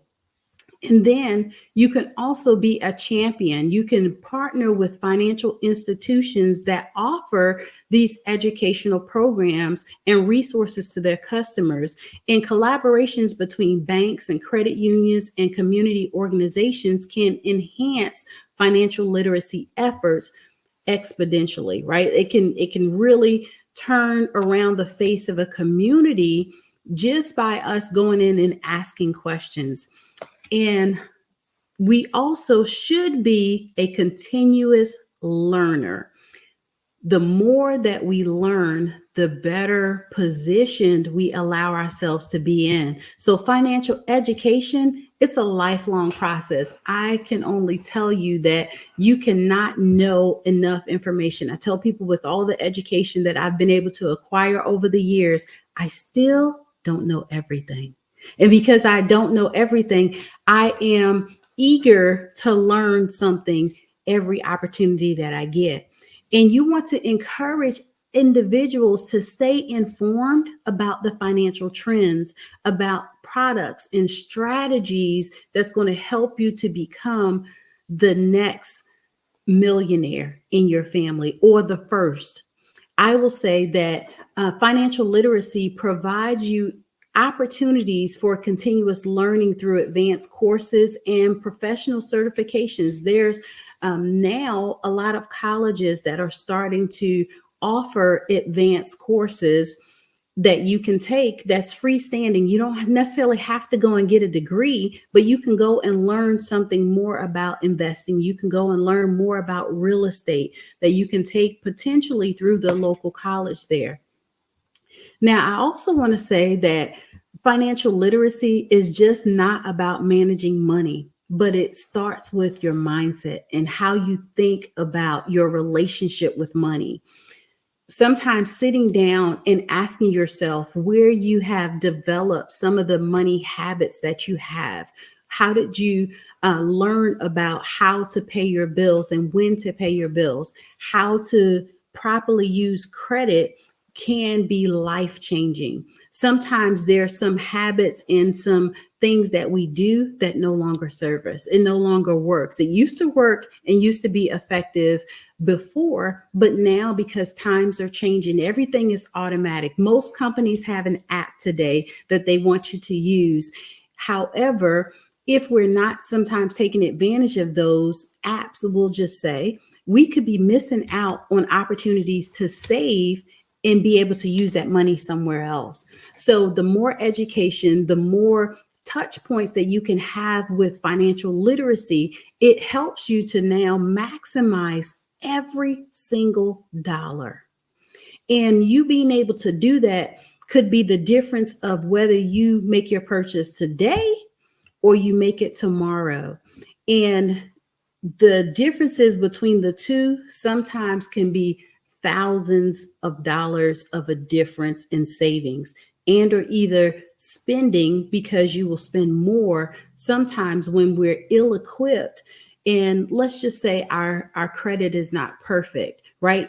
A person between good credit and a person that has potentially fair to low credit could be thousands of dollars in between. So the more that you know and the more that you position yourself to be a financial strategist of your own home, it allows you to be able to use your money in ways that now saves you exponentially, we'll say. So by understanding and applying the principles of budgeting, saving, investing, debt management, and financial planning, you can create a world where everyone has the knowledge and the tools to thrive financially. In my business, it's called Inside Inspired Women, where we help people, we help primarily women to learn the financial aspects of money. The reason why we deal with women primarily is because they're the nucleus of the family. And we as women sometimes have the initial touch points of the home, meaning that we can help the children as well as support our mates as well. And so with that, we can bring everybody together and help them to learn the financial aspects of what it takes to, let's just say, run a home, right? Run a home successfully, as well as be professional business owners. With that being said, the knowledge that we acquire has the ability to affect everything about us, meaning that money is the one thing that we need on a regular basis, the same way we need air and we need water. So I will say that as you are positioning yourself to learn more about financial literacy, think about the things that you need and that you would like to learn a little bit more about, and start there. Start with making sure that you have a great budget in place. If you don't know about budgeting, learn some more about budgeting. If you are inquisitive and you want to know more about investing, find out more about investing. It does not have to be a huge plan that you put together, but whatever it is that you can come up with that you know that you need as far as your finances are concerned, start there and commit to improving your financial literacy as well as helping others do the same. The more knowledge that we acquire, the better position we are to pass that information off to someone else and allow them to be successful as well. So position yourself to share your knowledge and support financial education initiatives. It affects everything about us.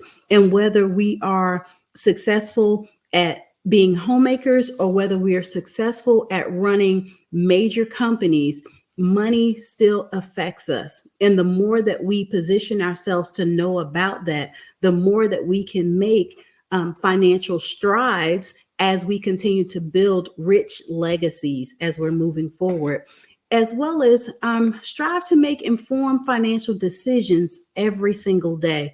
And sometimes for some people, when you're setting up your budget, it's okay to make comparisons from one grocery store to the other, or sometimes pull up different gas apps like Gas Buddy to find out where they could be offering cheaper gas or cheaper opportunities for you to save as you're on your journey, because you can take the money that you're saving and invest it or put it somewhere where it's going to grow and accumulate to where you can, take a nice vacation, or you can make your purchase on your home or buy an investment property or potentially get that new car that you want, right? However, whatever decisions that you make, when you make those decisions, having knowledge helps you to be able to be confident in the decisions that you're making. And last but not least is together, meaning we all can build a financially literate world one step at a time. Don't compare yourself to the other people that may be doing the same thing that you want to do successfully. Learn from them, even what it is that they're doing, how they're doing it, where they're acquiring their information, and so that you can be able to put those things into place and be inquisitive. Enjoy the journey. If nothing else, know that where you are today does not have to be where you'll be tomorrow or the next year. Just know that hard work pays off, and you having a mindset that you are going to change your situation one decision at a time, as well as taking one step at a time in your financial literacy journey, is going to be the thing that's going to help you to be the most successful. I know that as I've been working with clients well over 20 years, that there has not been a situation that I've come across that we have not been able to improve. However, determination is everything. If you know that you're not comfortable with your situation financially, where you are, whether it is that you want to expand your business and you don't have the resources currently now, find out what available resources there are out there for you and change it. We do not have to sit and settle for the norm. We don't have to sit and settle with the things that we feel like used to be okay and just continue on that path. We can do something about it because we're empowered. We are very resourceful individuals, and the more resourceful you are, the more successful you are. The difference is that I have seen in doing comparison studies culturally is that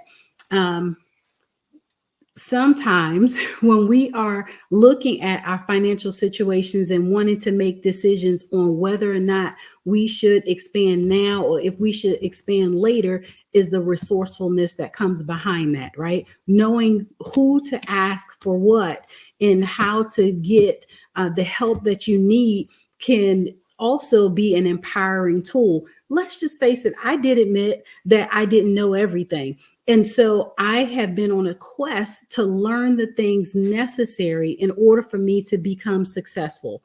And I will say that you can do the same thing too. And if we all take it our own responsibility and ownership of being able to help others go to that next level, we can change the trajectory of and have a global impact like never before. However, it starts with us, right? It starts just with me making a decision that I'm going to take on financial literacy and I'm going to help somebody else. And that person in turn helps someone else. And all of a sudden we have financially conscious individuals that's making wise choices, and they're using their monies to create generational wealth. Can you imagine you being the one that set up a plan that's going to help your family's trajectory as long as you can think of, right? Generational wealth is not just one generation.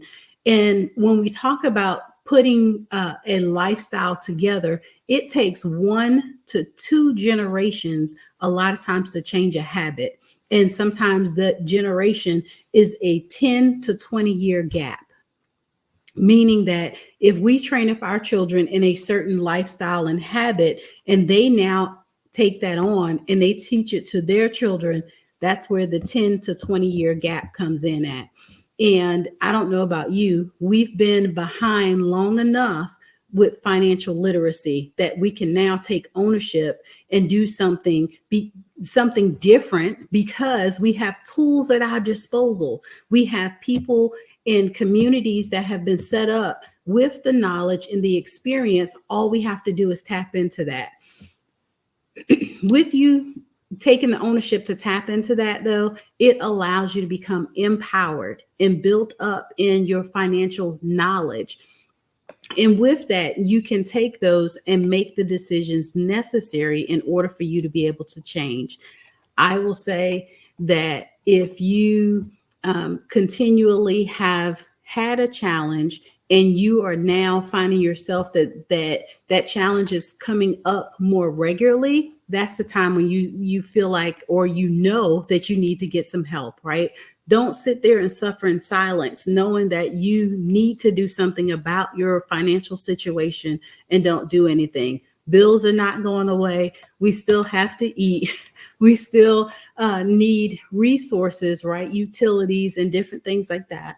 So now is a good time for you to be able to do that. I have put together a lot of plans that have been helping people to change their trajectories. However, what's your plan? What are you going to do with the information that was shared here today? There were some key concepts, just to recap, about your budget and your savings plan, making sure that you have that emergency plan, making sure that you are learning how to now invest your money, understanding the basics of stocks and bonds, mutual funds, and real estate, as well as if you are currently working for an employer, are you taking advantage of the 401k plans? And are you maxing that out at 100%? Are you looking at how most corporations today will match your money that you are putting away in your 401k plan? Are you doing these things? And if you don't know what that looks like, there's coordinators that will talk with you to help you to learn what it is that you're going to need in the stages of investing in or retirement, in the stages of potentially buying a home. Did you know that you could borrow from your 401k to make a smart investment and a decision that could help you to change everything? Don't limit yourself. Learn what debt management is. Learn how you can make a difference and put financial planning in place. A good financial plan, whether it's short-term, mid-term, or long-term, can help you to change everything about you as well as your family's future. With you being able to do that, it allows you to be able to see the money that you have today. And sometimes if you just make 1 to 2 moves in your investments or in your spending habits, could change everything. However, we don't know what we don't know.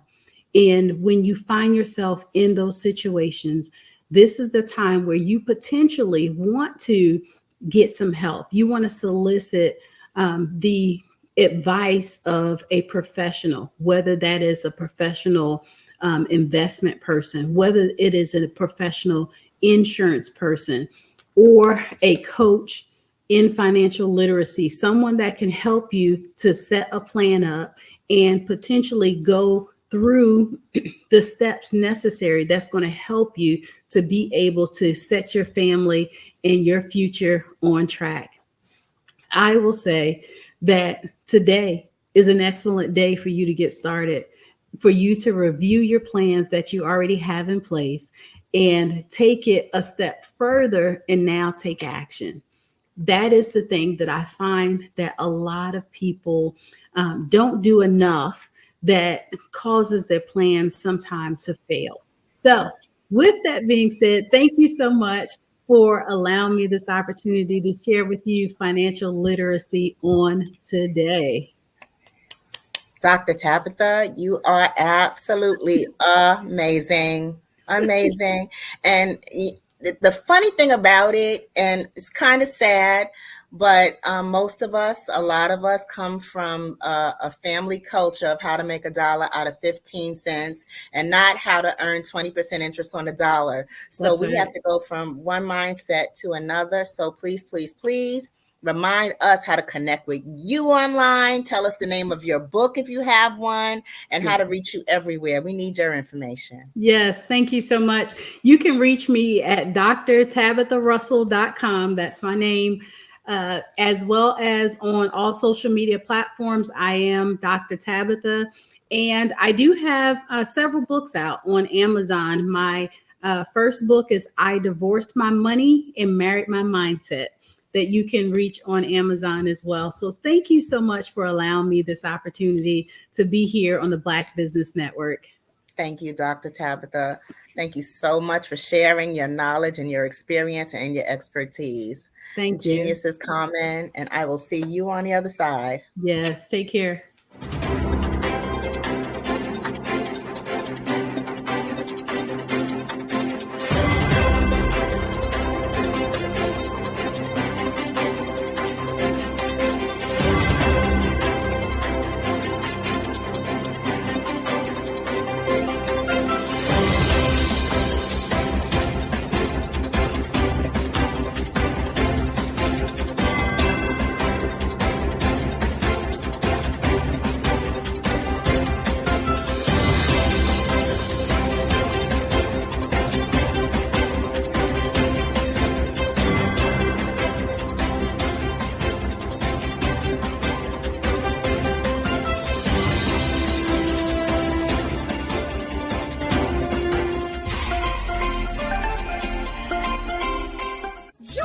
Dr. Eric Kelly III and a host of phenomenal speakers from all around the globe for this 7-day virtual event that you don't want to miss.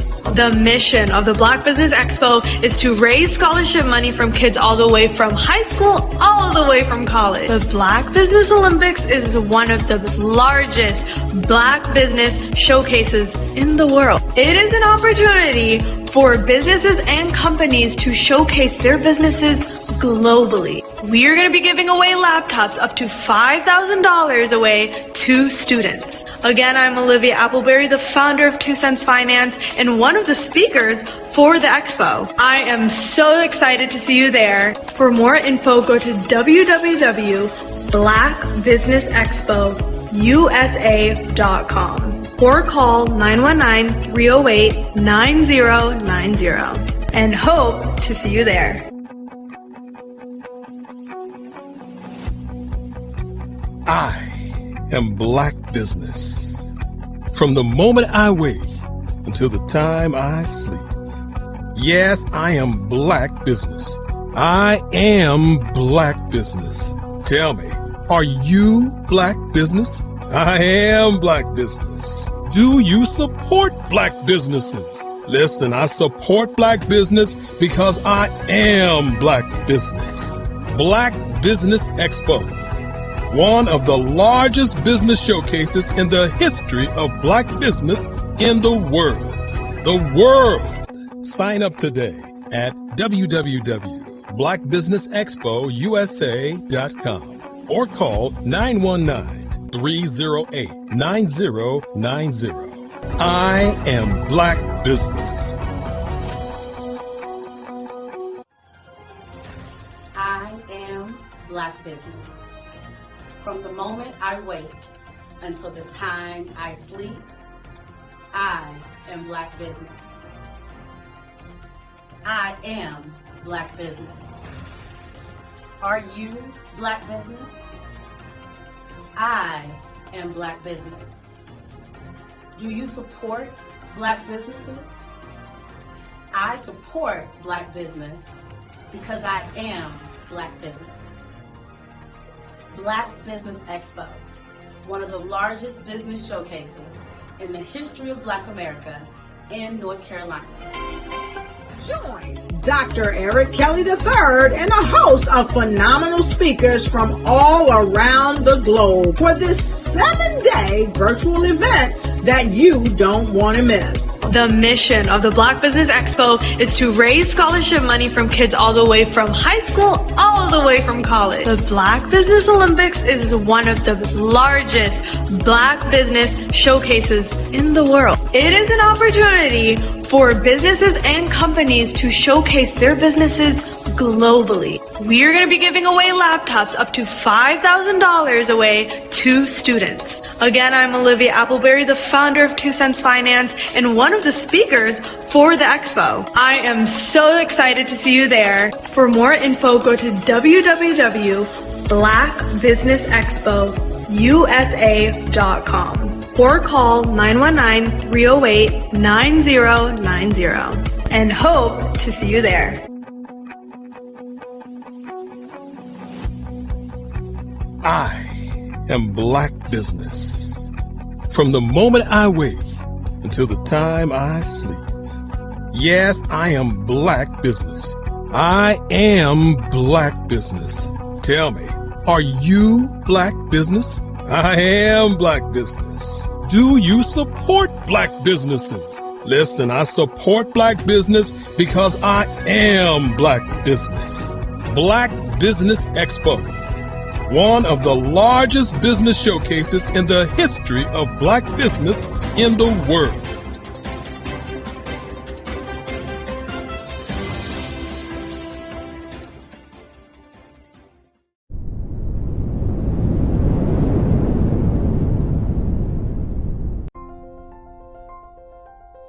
What if you could build your own city? A place where every child can find nurturing people to help them achieve their full potential. A place where every adult can access job training support. Where health education is abundant. Where social justice ruled the land. A place without limitations. Welcome. You have arrived at STEM City, USA. It is what every city should be. A safe and trusted community where you find people and resources to help you become everything you are and beyond. STEM City is unlike anything you have ever experienced. It is a digital twin of the world around you, only better. STEM City is about energy and soul renewal. It is more than a digital world. You can almost feel the power of live cultural events, music, and theater. STEM City promises a better future for children with caring mentors and hands-on activities with dedicated tutors to support our youth. STEM City is your passport to a healthy lifestyle with weekly events addressing our community's many issues. STEM City is your financial well-being with helpful information on wealth management, career advancement, job training, and so much more. STEM City is the community you deserve. It is the city where your dreams can come true. STEM City USA, a place in the sky that is accessible to all who reach for the stars.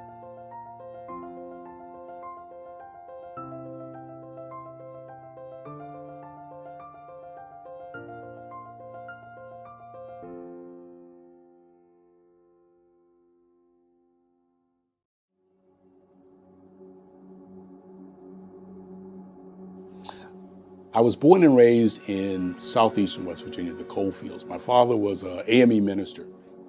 For me, I was very fortunate. Even though I grew up in the segregated South, I was surrounded by flourishing Black businesses. Doctors, lawyers, bankers, dentists. They were all there and they were all successful. And I guess that's part of my dream, is to see that success come back. My name is Joseph Simmons, and I am the founder of the Center for Micro-Entrepreneurial Training. We have this moment in time where we can change the trajectory of people. And our focus is on women, Black and brown entrepreneurs, and their access to capital, their ability to build thriving businesses, the ability to employ people. There's a study that showed that in those three communities, especially Black and brown communities, $1 stays in those communities for 30 minutes. In white community, $1 stays in their communities for 8 hours. So think about it. For you in a Black or brown community to get gas, to get food, to go to a restaurant, You've got to leave your community, take those dollars out of that community and take it to another community that's already being well served. So if we can reverse that, if we can go from 30 minutes to an hour to 2 hours, that's progress. That's what we need to do. I was with SCORE. And then in May of 2020, of course, the events happened in regards to the murder of George Floyd. The other thing that I was experiencing was the denials of federal funds for small businesses. And it revolved around one thing. These businesses were not being prepared for grants and for government programs. And I came up with the idea for the Center for Micro-Entrepreneurial based off those two things. Morgan Stanley had a report out in 2020, first quarter, and they talked about there were 3 groups that were massively devastated by COVID-19 on their business. That was 1, women, number 2, Black, and number 3, brown entrepreneurs.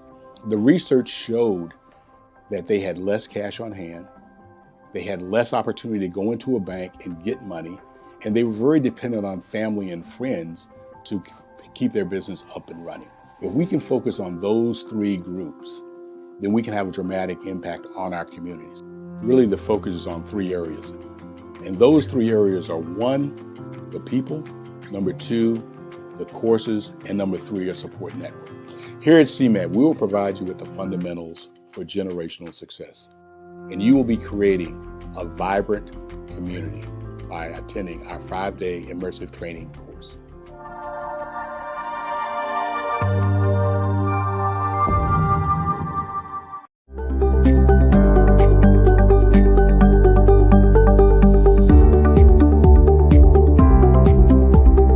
My name is Katie Bennett, and I own Lexicon Presents Publishing.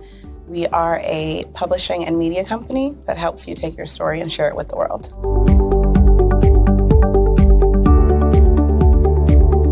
You know, for a while, I just had my family telling me to just hang it up, get over it, you know, and I had no support. And it was in your program that I really understood the necessity for having that help, having that support. And so now I actually feel like a CEO as we scale, as our clientele changes, as my company is opening doors for other people to, you know, take care of their families. It's just completely changed from just a mom who was publishing books.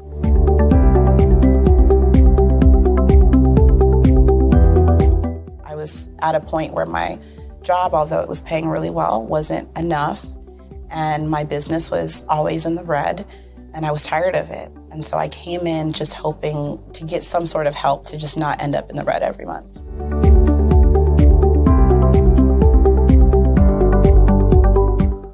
Ooh, wow. Okay, so there was one in particular, I cannot remember his name, but he asked me, he said, why are you in business?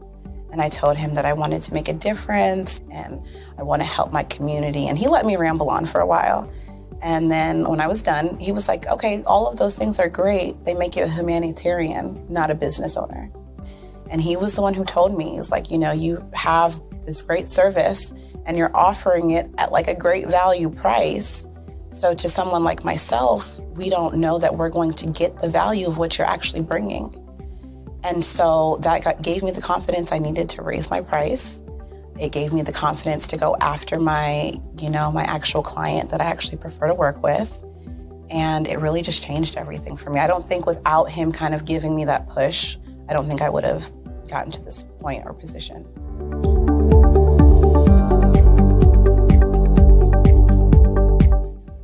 Wow, the benefits is just having a coach that holds you accountable. They set goals with you. That's been my favorite part. She has amazing experience, you know, and so she brings her strategies and her ideas, and she helped me narrow down, what services I actually wanted to offer, how I could actually continue to offer it, how many clients at one time could I have. All of the information that she's given has just really transformed my entire company. And so I know I would have never gotten to where I am today and having some of these partnerships that I'm, having now without her help.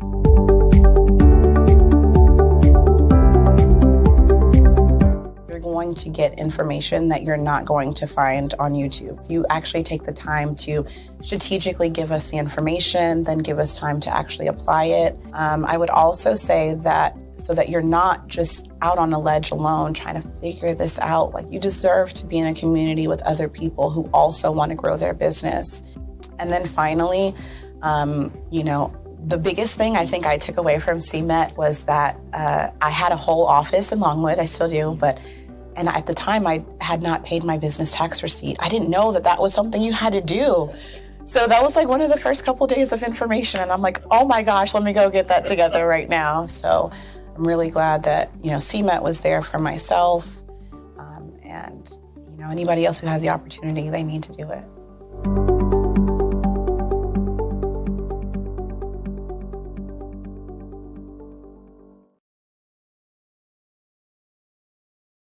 Absolutely. So our coaching program help people that have the lack of time, that lack strategies, and lack the confidence to go after their dream life. So we help them implement tools. We help them implement, I love to leave the inherited lack of finances or the education behind finances. But it wasn't until I lost my firstborn, my only son, that life changed for me.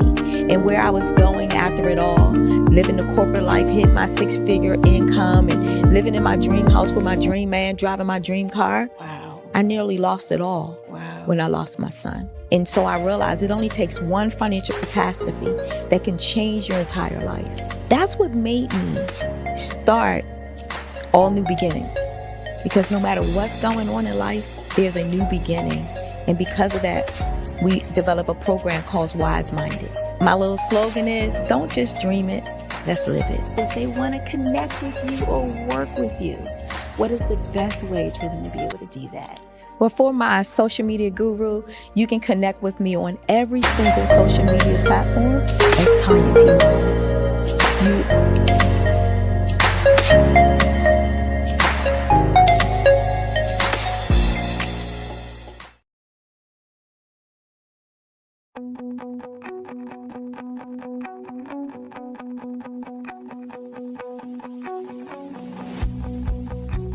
I am Black business.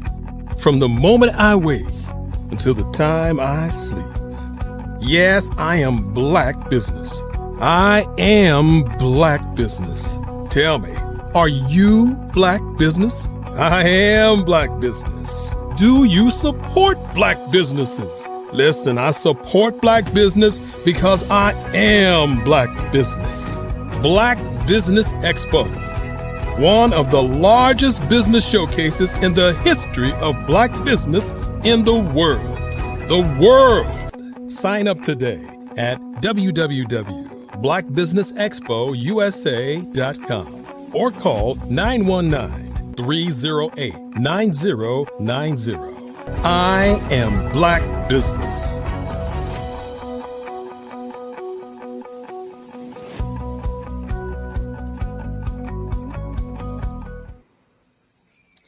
Good afternoon. Good afternoon, business owners, entrepreneurs, thought leaders, and corporations. Welcome to the Black Business Network.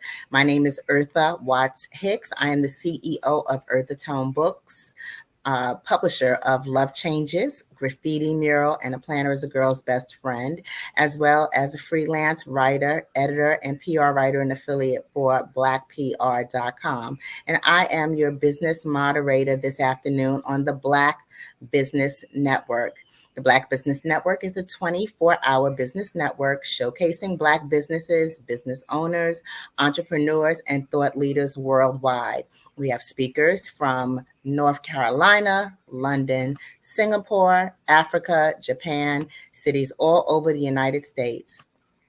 The Black Business Network is a global community sharing its business knowledge to empower, inspire, and educate businesses about business. Now, our next speaker is me. Now, my name again is Eartha Watts Hicks.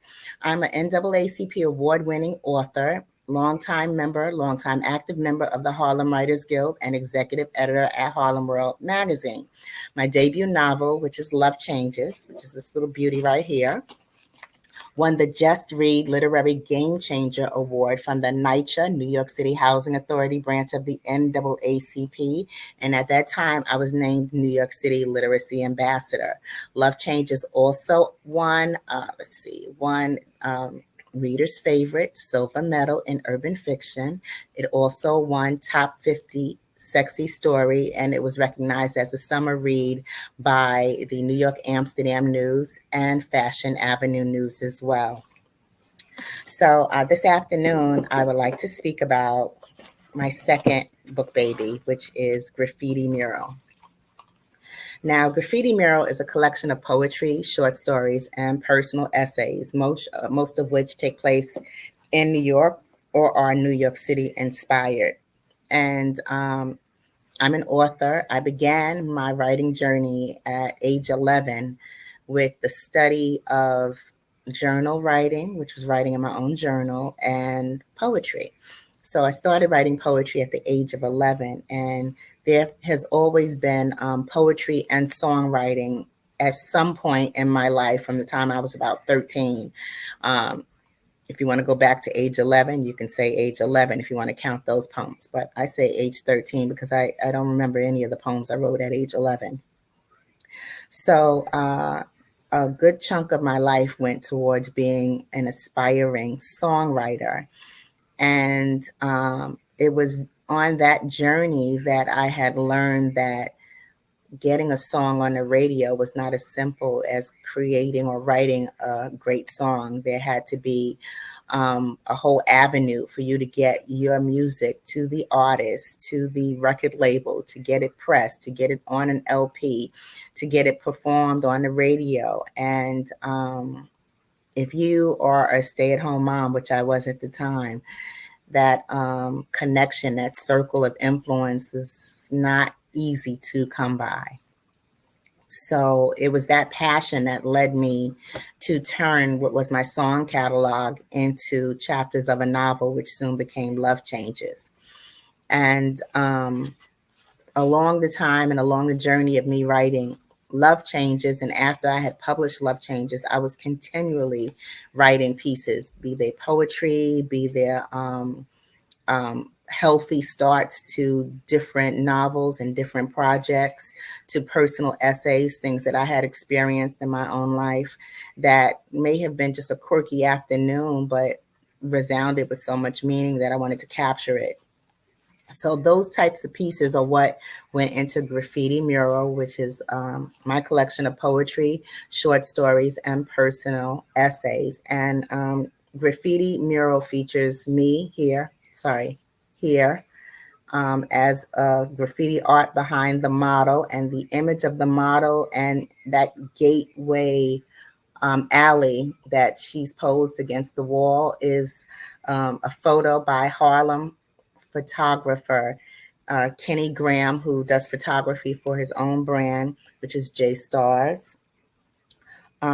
Stars, I'm sorry. And the graffiti art mural, which is on the book, is created by a graffiti artist who is phenomenal, and his name is Rakim Villanueva. So I just wanted to let you guys get a peek at it. Now, my goal for Graffiti Mural was just to do two things. One, have fun with the writing process, because, you know, I had a conversation with some of my artist friends recently that the struggle, because we have this whole internal struggle of imposter syndrome. So it's like no matter what we write, how long we wrote it, how long it took us to write it, how much we studied it, how much we researched, how much we rewrote it, how many times it's been edited, there's still this nagging voice that tells us we're not good enough. So the imposter syndrome is real. So Graffiti Mural was my conscious decision to abandon all fear and put everything into one book and just be okay with it.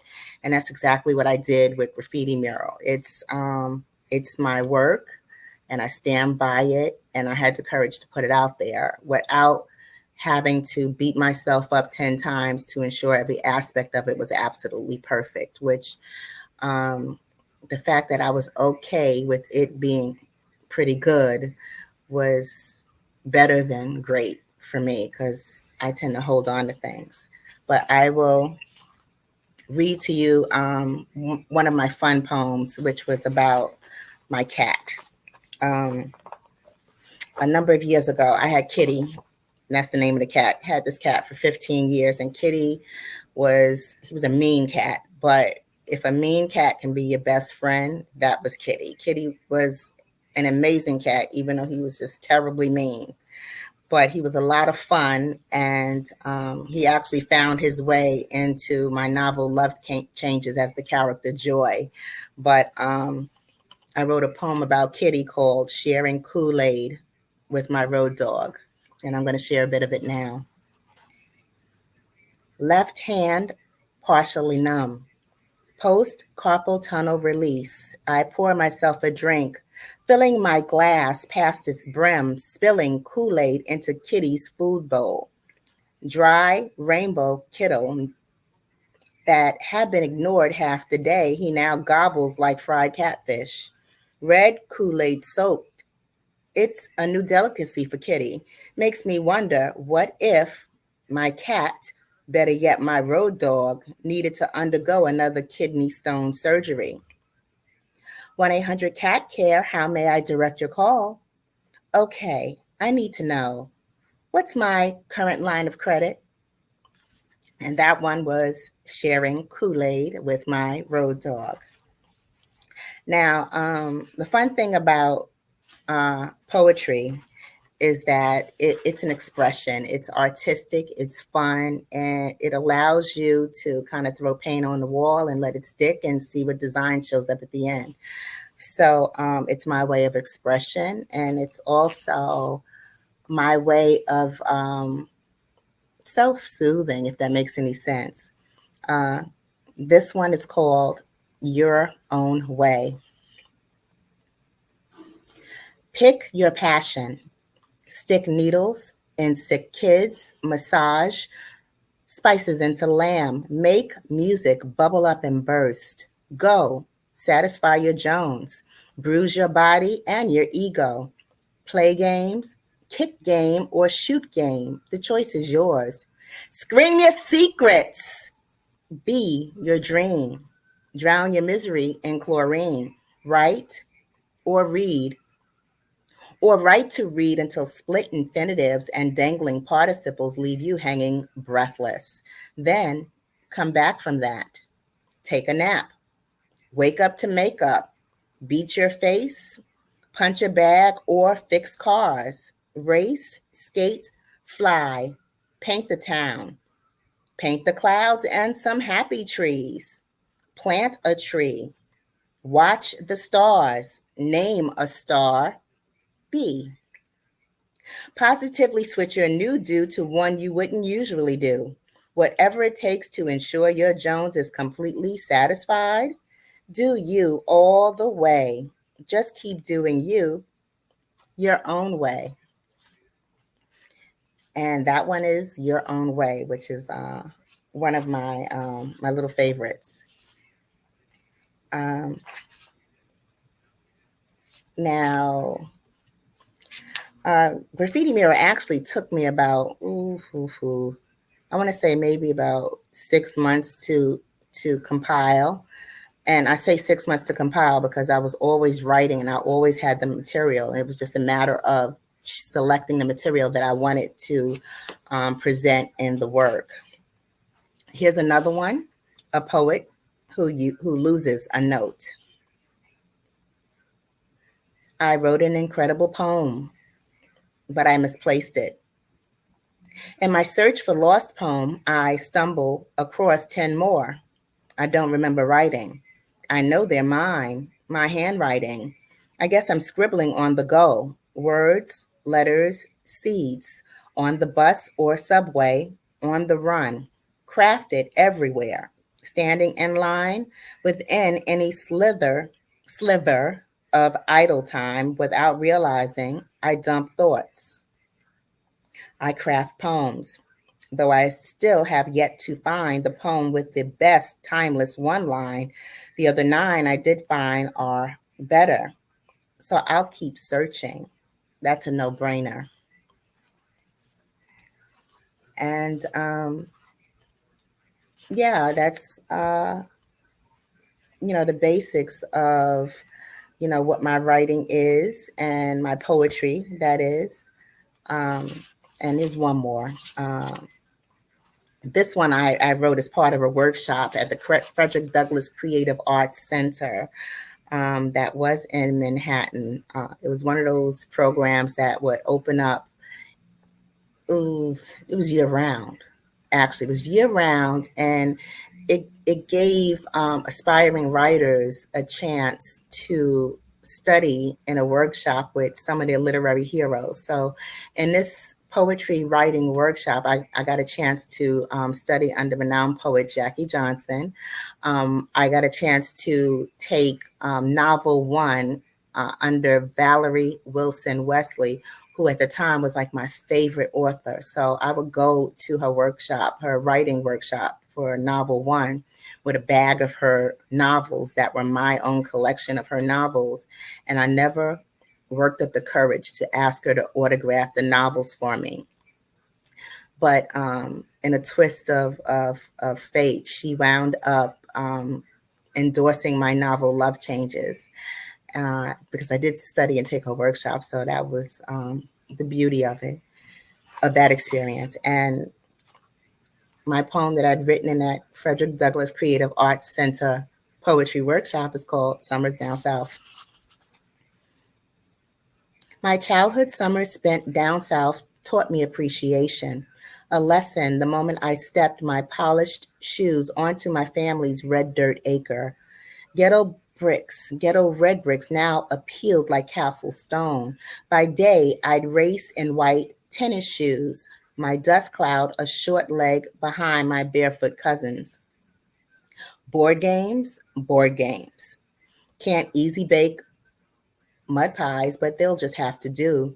We'd never bring sunscreen. I'm easily baked by noon. Quenching my thirst at the water pump, I'd kill for an ice cube.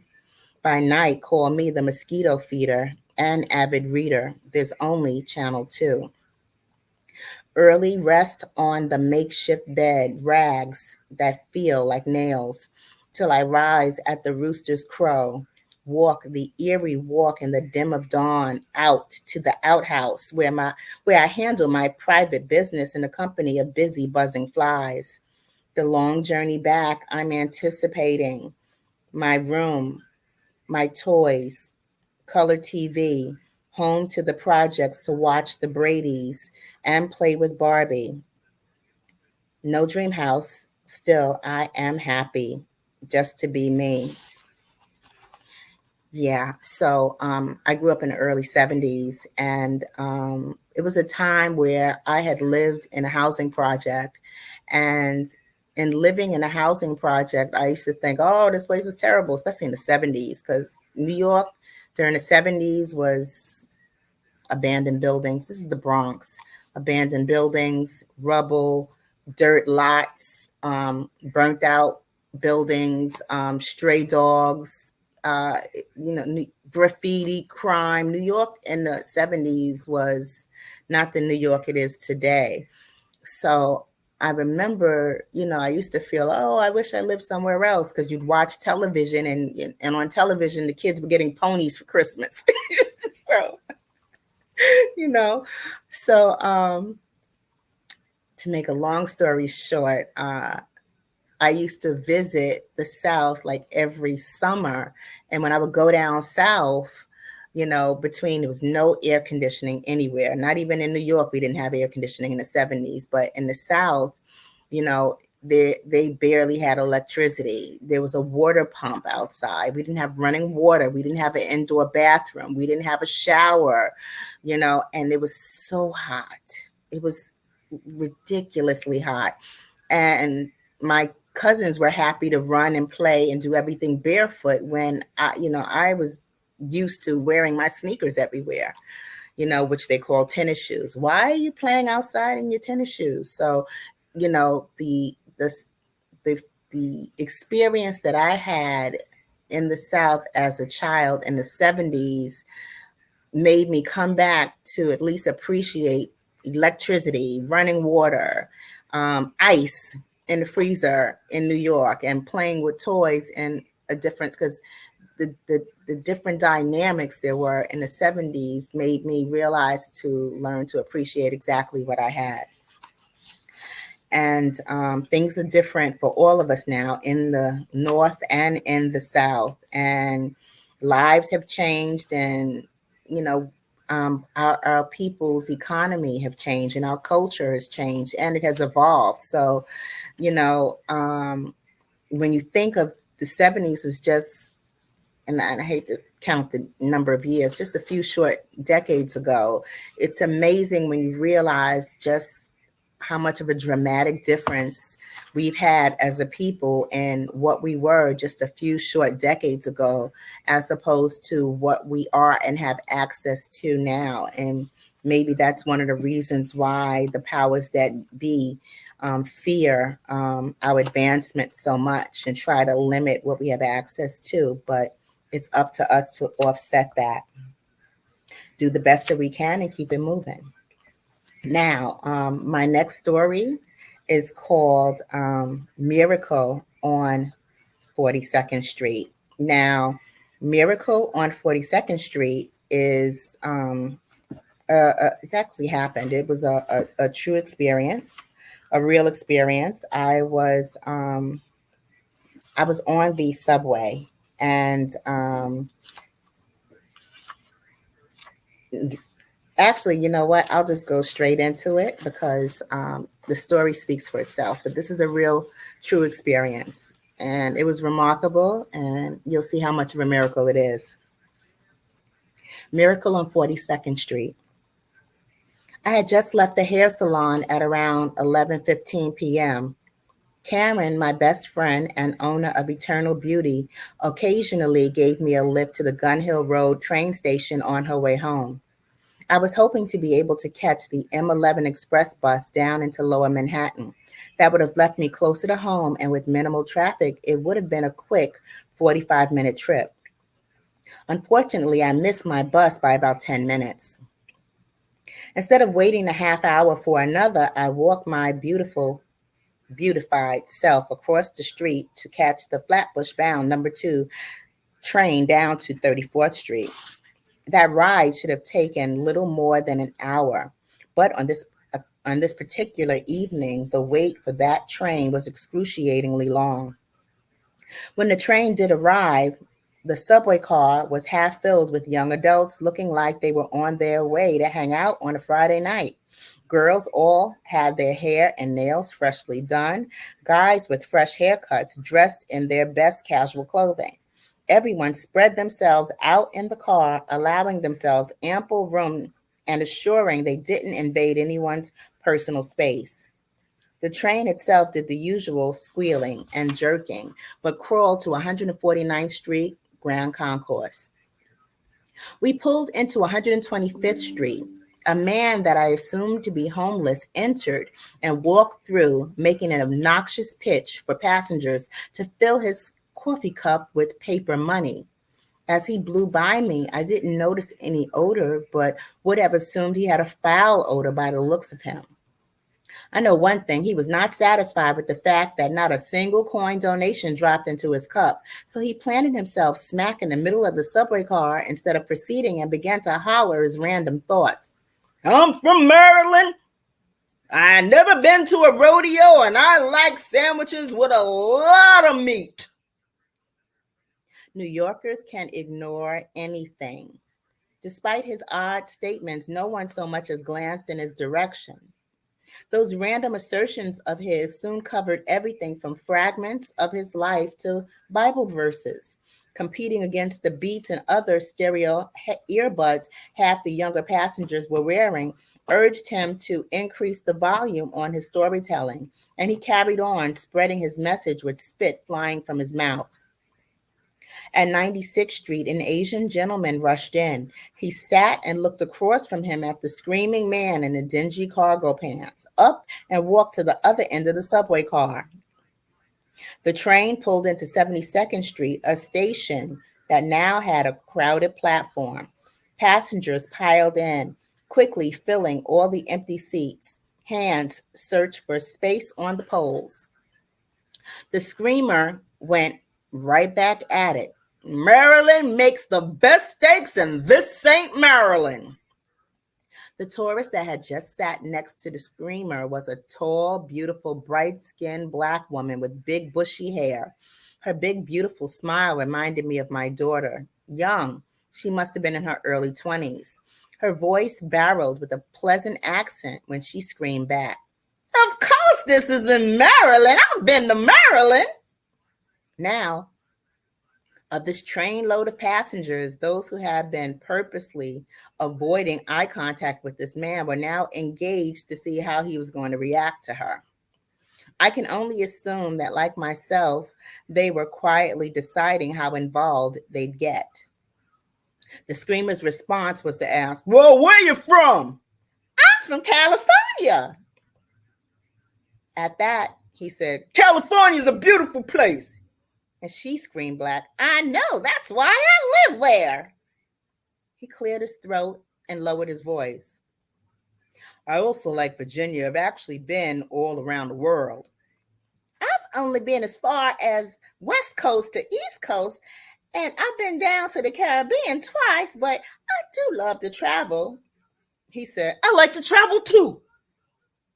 Now he screamed in excitement, but his whole voice turned somber when he added, "I just haven't been able to travel for a while." At that, the tourist said, "Don't worry, you'll get to travel again soon."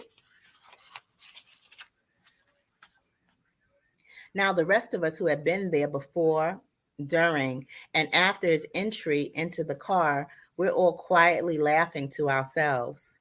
But I noticed the subway car had stopped somewhere between 72nd and 42nd Street, and there was an announcement. "We are stalled due to a sick passenger. Someone has pulled the emergency brake. We are stalled here until help arrives." We were stuck between two stations for roughly 45 minutes, confined to this one subway car, but were actively eavesdropping on what had completely settled into pleasant camaraderie between this man and this young tourist. It was sheer beauty to witness this man's return to humanity, noticing how straight his posture became as he sat, his crossed legs, and how he was so engrossed in their conversation that his smile became as big as hers. And by the time the train had finally crept into the Times Square station, my cell phone read 1:30 a.m. I saw no EMS workers in the station, but did see about 30 police officers. The doors of the subway car opened up, and the homeless gentleman and the tourist stepped out through the foremost doors and smiled at each other. Just shy of giving him a hug, she said, "You have a great evening and be careful out here." He replied, "You too, and stay sweet, dear lady." They walked off in different directions. Several police officers rushed in past them, looked up and down the subway car before exiting and boarding the next car over. Since someone had pulled the emergency brake, it seemed they were now searching the whole train, one car at a time. The tourist had walked down the platform, and I watched the strange gentleman's cargo pants casually exiting up the stairs, while these 30 or so police officers frantically searched in and about the subway platform and cars for the missing sick passenger. Empty-handed, they converged in the middle of the subway platform, scratching their heads. I was puzzled too. Puzzled trying to figure out which passenger in our car pulled the emergency brake. That man, turns out, may have just been going through a tough break. All he seemed to really need was someone to talk to him. And that one is Miracle on 42nd Street, which is one of my favorites. Now, there's one more story that I would like to read. It's in line with Father's Day and the whole Father's Day theme. And it was actually featured in an anthology on stories about our fathers. This one is called My Father's Jewelry Box. And it's a very short one. I remember one year for argument's sake, let's say it was Father's Day, but it may have actually been Christmas. I don't exactly recall. I was around 12 years old. But I remember my father had expensive taste, and for this occasion, I wanted to get him something that he would buy for himself. I searched high and low until I saw a jewelry box. A wooden jewelry box with an antique car on top. That was it. I had to get this for my father. I bought it and wrapped it and couldn't wait to see the expression on his face. To me, this was the perfect gift, and I had already pre-selected the perfect spot for it, right atop his dresser. This jewelry box just so happened to be the perfectly matching grain of wood. When I gave it to my father, he unwrapped it and said, "Oh, wow, this is nice." And I said, "You like it? For real?" And he said, "I love it." But then he walked into the living room over to his bar that was a chrome and that was a chrome bar, and it had black smoked glass. And he sat it on top of his bar. Now upset, I said, "What did you do that for?" "It goes on the dresser. I bought it to match your dresser." He said, "It belongs on the bar." I said, "No, it doesn't. It's a jewelry box." My father always knew how to make room for his lesson. Using his charm and humor, he opened the drawers, showing me they had no depth, but were embedded with cork discs. And then he said, "This is not a jewelry box. They're coasters." And I happen to have that jewelry box right here. And coasters are what we sit drinks on to keep them from putting a ring around the table. To me, the whole jewelry box looked like a jewelry box. It's not. It was a little case for coasters. But I didn't even know there was a need for coasters at 12 years old, because I put my drink and my glass on top of the table because it belonged to me. I didn't know anything about protecting furniture from ring around the glass. But that's life, and that's youth. And this is my book, Graffiti Mural. And if you would like to find out more about Graffiti Mural, you can look for Graffiti Mural on Amazon.com. There's a short link, which is www.tinyurl.com/graffiti, spelled with 2 F's and 1 T, graffiti, GRAFFITI, mural, MURAL, book, BOOK. So www.tinyurl.com/graffiti mural book. That's the link that'll take you directly to the purchase page on Amazon if you would like to grab a copy. And if you would like to hear an audio version of Graffiti Mural, the first story, which is called No More Goodwin, Livings and More, I'm voicing all 8 of the characters in somewhat different voices.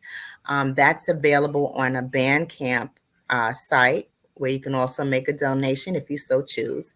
But the site for that is www.tinyurl.com/graffiti mural. And that'll take you directly to the audio on the Bandcamp page. So yeah, that was Graffiti Mural, and my debut novel, Love Changes, is also available on Amazon. Amazon.com, and you can look for me by name, Eartha Watts Hicks, and I've been publishing since 2013.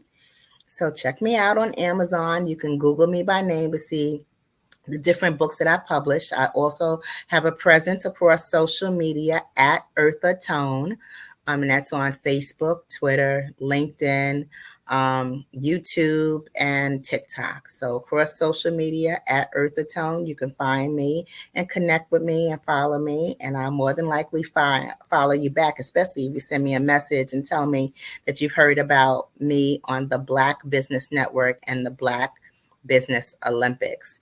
Now, I want to take this opportunity to ask everyone who is watching and listening, if you're watching the Black Business Network or you're watching the different showcases and the different keynotes from the different speakers all day, or every time that Dr. Kelly chooses to invite and open up his platform every single month, please, please, please subscribe to the Black Business Network.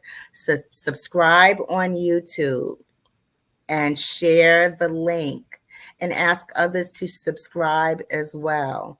And if you have a business, reach out and send an email or connect or send a message to find out how you can become a part of the Black Business Network, or make a donation. We always appreciate a donation if you can afford to help us keep this platform going, because there are not many platforms where experts in our community will sit down and spend an hour or a little under an hour telling you about what they do, how they do it, how they acquired what they acquired, how they got where they've gotten, what books to read to elevate yourself, what people to connect with to enrich your own network. The Black Business Network is archived on YouTube, and we're a resource to each other and for each other. So if you find that you are in the mindset of creating something or doing something great and you don't know who to speak to, or you don't, I'm in New York City. I could throw a rock and hit a community organization that could benefit my small business. That's just what New York City is. And there are other major cities that have that same kind of vibe, but there are also some places in the country that it's hard to find another person that looks like us. If that's what you're experiencing and you need to find or open up your network, or you need to find more resources on Black businesses and seed money and, how to save and invest, or all of that information is on this platform. You could just run this platform for the whole 4-hour segment from any of the archive videos on YouTube, and you're going to learn something. And if you're smart like I am, you'll have a pencil ready and you'll write down that information that you can make use of. This is a resource like none other. So I invite you to invite your friends to subscribe to the Black Business Network. Now, I'm going to go into why we do what we do. As part of the Black Business Network, I support Dr. Kelly in helping our businesses get smart, get resources, get connected, connect with each other, and teach each other about how we each individually do business. And I also would love to support him in helping the youth start and run their own business as well, because this is what this is all for. We're helping youth to become inspired, to believe that they can become entrepreneurs themselves, that they can start their own businesses. And if they're in college or on their way to college, hey, we want to give them a little college money. That would be absolutely wonderful. We can all use a little college money. I know I could when I was in college. The Black Business Expo's mission is to raise funds for high school seniors going to college or K through 12 entrepreneurs. The Expo is a fundraiser for students. So you may go to www.blackbusinessexpousa.com to donate to the scholarship fund. Or you see that little QR code that's in the corner of the screen? That'll lead you right to Cash App. Or you can open the app on your phone and just enter $BBXUSA, and that will take you to the Cash App for the Black Business Network. Now, our goal is to give laptops and up to $5,000 to 10 students. Students can register online to become part of the network. To find out more about the scholarship fund at www.blackbusinessexpousa.com. Now, every dollar counts. So we want to remind you to donate to the scholarship fund and subscribe. Please subscribe and ask your friends to subscribe, because the more subscribers, the larger the network. And we want to thank our Black Business Expo USA sponsors for May 2024, NC 100, Moody Capital Partners, Suede Soul, Lotus Riche's Coaching and Training, Carolina, Virginia Minority Supplier Development Council, Step Management, BHS and Associates, Margie McLean Foundation Incorporated, Genius is Common, Earth Essentials, Mullane Shiny Global, Executive Women's Success Institute, The Quality Coaching Company, Superwoman Business Services, Creative Force Studios, Lee Entertainment, Artistic App Design, Black Business Expo USA. Genius is Common, and I will see you on the other side.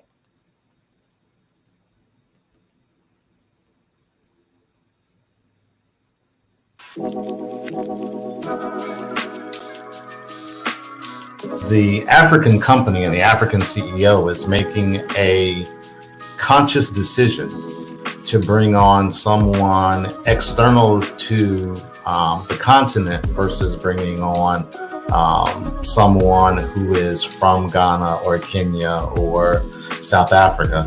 And so the skill sets of the people that we take through our executive leadership training program and ultimately on the placement, obviously have to be extremely high caliber. So what we look for are corporate executives at the vice president to C-suite level, as well as Black entrepreneurs. When we look at the Black corporate executives, we're looking for some very specific skill sets, whether that be around supply chain, sales and marketing, engineering, product development. We want our folks to be able to add immediate value to the corporate board, right? And the other thing is, even if they don't necessarily have specific industry experience, they're bringing a diversity of thought.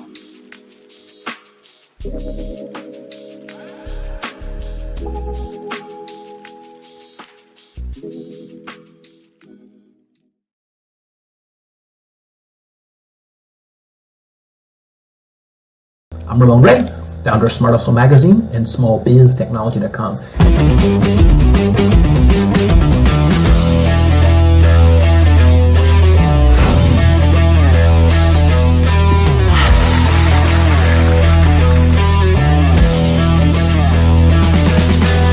You're here today to celebrate small business success. Stand up on your feet. You rocked the house. It was amazing. Didn't we learn? For me, success comes from failure. One thing not to do is shake somebody's hand like this.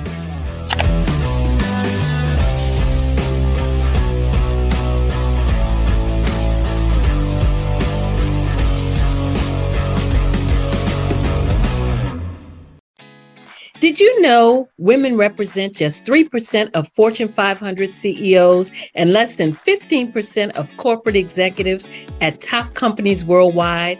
Have you wondered what the secrets are to getting into the top ranks, whether in the private or public sector? Do you want to figure out how to stop being held back in your career or passed over for promotion? Then you're in the right place. Hi, I'm Dr. Madeline Ann Lewis, President and CEO of the Executive Women's Success Institute. I have decades of experience in the military, the federal government, and corporate America, and my mission is to help women succeed and tap into their full potential. I want to reach 1 million plus women around the world to become the leaders they are meant to be.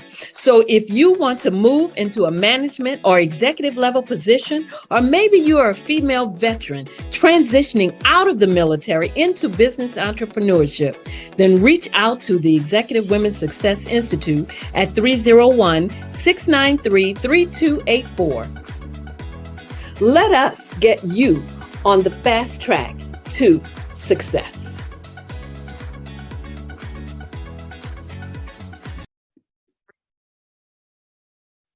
Hello, I'm Dr. Madeline Ann Lewis, President and CEO of the Executive Women's Success Institute. And my genius is helping women accelerate the path to success. You know, I was blessed to have strong women in my life who encouraged, motivated, and pushed me to do my best and to never even think about giving up on my dreams. So I say to women, we must show up to rise up. We have talents and potential, but who will see them if we don't speak up and get noticed? I know that women are a tremendous resource on this planet, and there is nothing more fulfilling than helping a woman tap into her full potential. I do this because I want to be a part of helping as many women as I can to show up, to rise up. I do this because genius is common.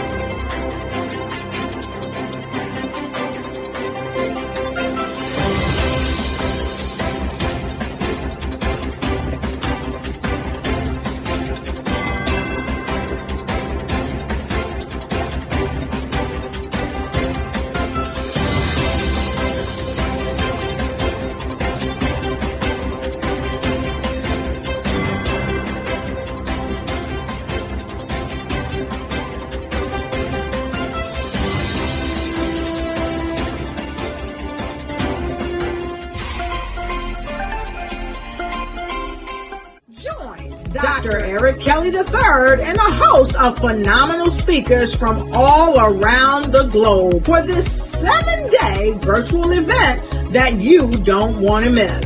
The mission of the Black Business Expo is to raise scholarship money from kids all the way from high school, all the way from college. The Black Business Olympics is one of the largest Black business showcases in the world. It is an opportunity for businesses and companies to showcase their businesses globally. We are going to be giving away laptops up to $5,000 away to students.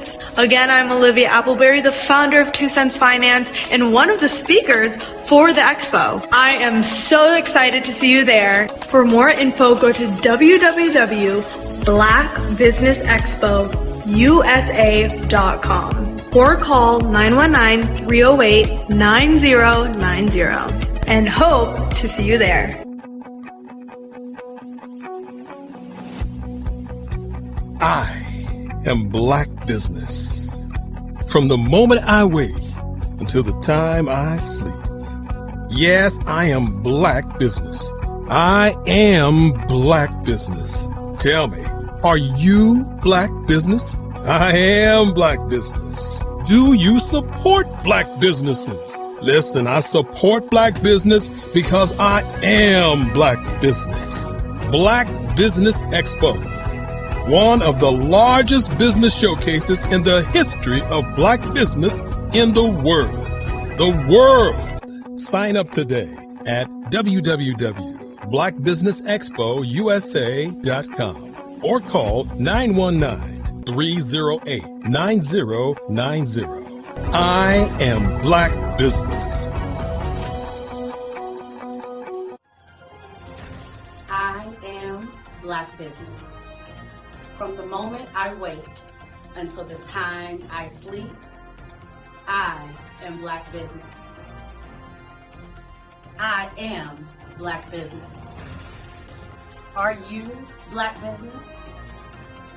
I am Black business. Do you support Black businesses? I support Black business because I am Black business. Black Business Expo, one of the largest business showcases in the history of Black America in North Carolina.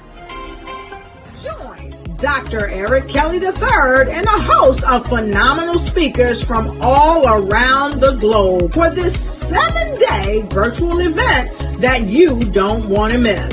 The mission of the Black Business Expo is to raise scholarship money from kids all the way from high school, all the way from college. The Black Business Olympics is one of the largest Black business showcases in the world. It is an opportunity for businesses and companies to showcase their businesses globally. We are going to be giving away laptops up to $5,000 away to students. Again, I'm Olivia Appleberry, the founder of 2 Cents Finance and one of the speakers for the expo. I am so excited to see you there. For more info, go to www.blackbusinessexpousa.com or call 919-308-9090 and hope to see you there.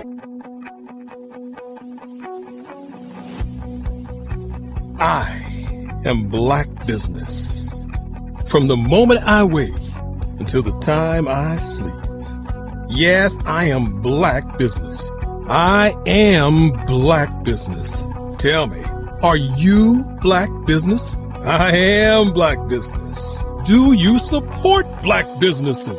Listen, I support Black business because I am Black business. Black Business Expo, one of the largest business showcases in the history of Black business in the world.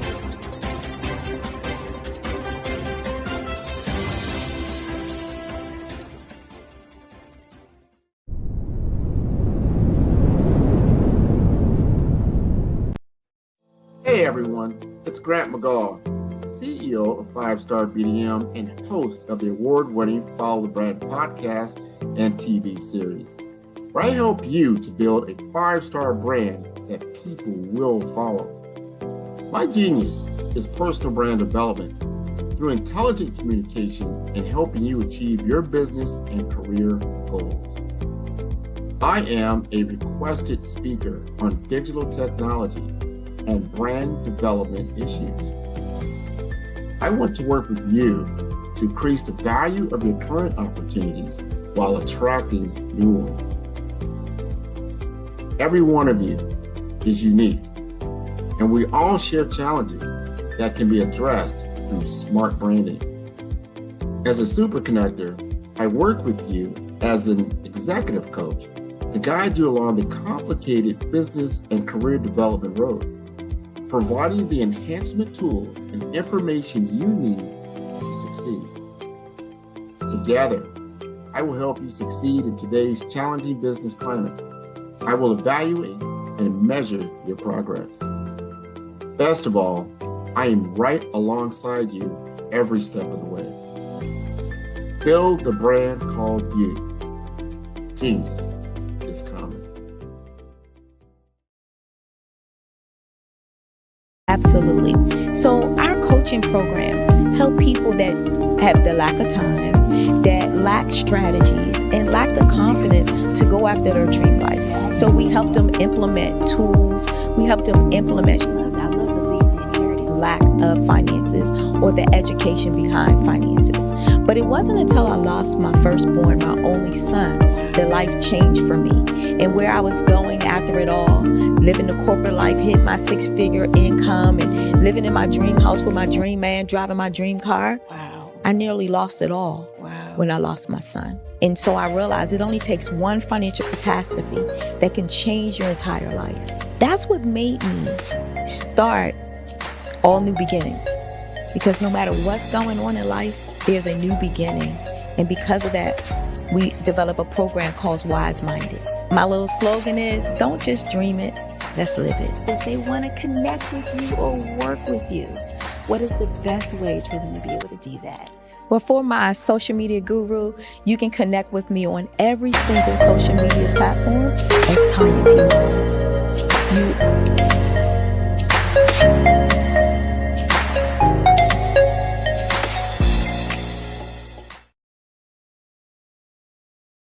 Artist to me is a creative expression of something from nothing. You know, it explodes onto the canvas, or it explodes on in my work. One of the things that I try to do more than anything is I try to just give the lines and the movements and emotions and expressions into what I do. Art really means to me a chance to express how I feel deep down inside. Most of my art begins as a thought that I might have, you know, whether it's sports, whether it's history, whether it's a woman or a man. It pretty much starts as an idea of thought before I get into the actual image of what I'm going to draw. I do a lot of historical pieces. I was a history minor in college, and I love to do history pieces. And a lot of times I'm thinking about history, and then I try to make that history impact you as you look at it. That's one of the reasons I do pictures so large. People ask me, why do I do the pictures so big? And I tell them, I want the piece to impact them as they're looking at it. To kind of dominate them, dominate their space. And most of my pieces I try to do off page. I don't try to do anything that's going to be in those four corners or in a square. And I want your imagination to be a part of the piece that you're looking at.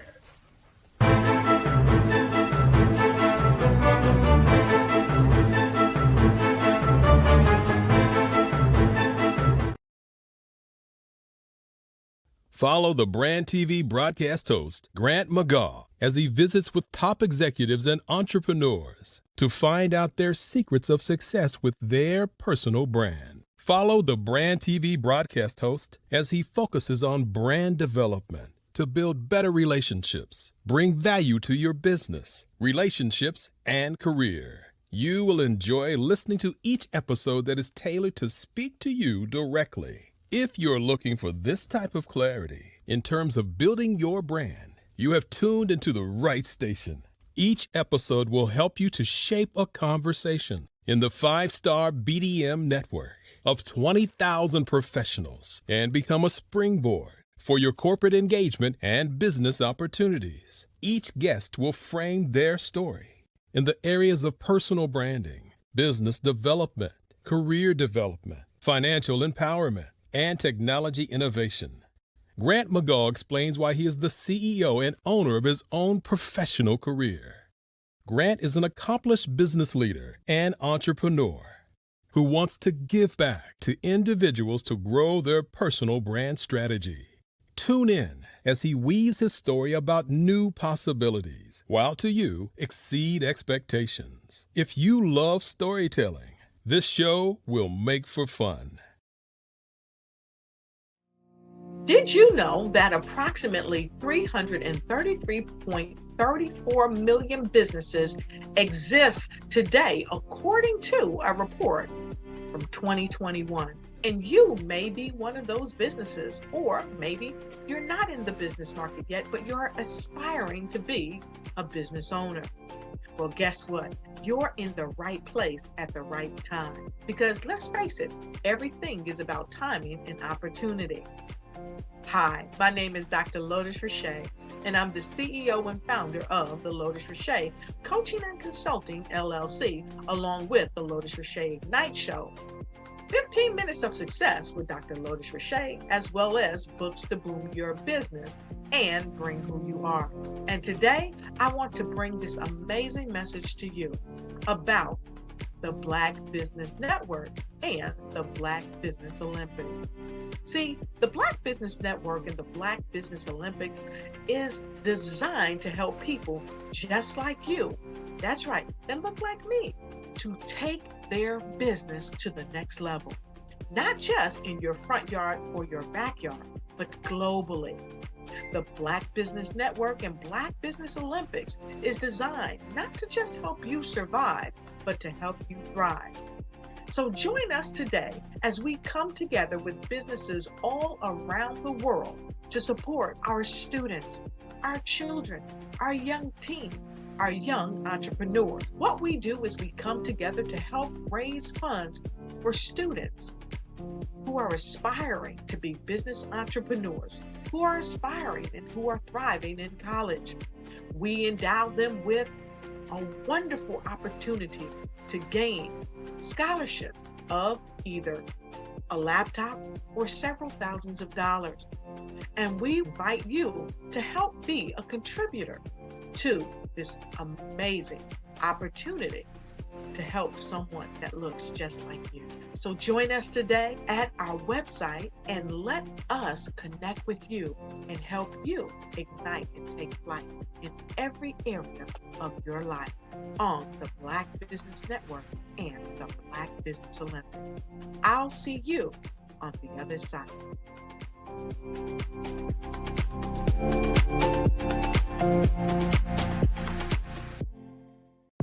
The Black Business Network and Black Business Olympics are essential platforms for Black business owners globally. They provide the tools and support you need to succeed in today's competitive marketplace. Join us today as we collaborate together with businesses from around the world to support our children, students, and young future entrepreneurs, Black businesses and corporations. We raise funds for students going to college and young entrepreneurs who are aspiring to be business owners, and we invite you to be a contributor today. Visit the website www.blackbusinessexpousa.com to connect with and learn more about how the Black Business Network and Black Business Olympics can help you not only share your amazing business story to businesses, but also serve future generations. Hello, my name is David Jones, CEO and co-founder of the Hello LLC, where we help businesses build a culture, brand and experience, and leverage technology to pivot into Web3. Join the Black Business Network streaming live into Roku, Metaverse, STEM City, Black Multiverse Enterprises, Hulu, YouTube, iHeartRadio, Apple, Facebook, LinkedIn, Spotify, Twitch, and Google Podcasts. Tune in, turn on, and let's thrive.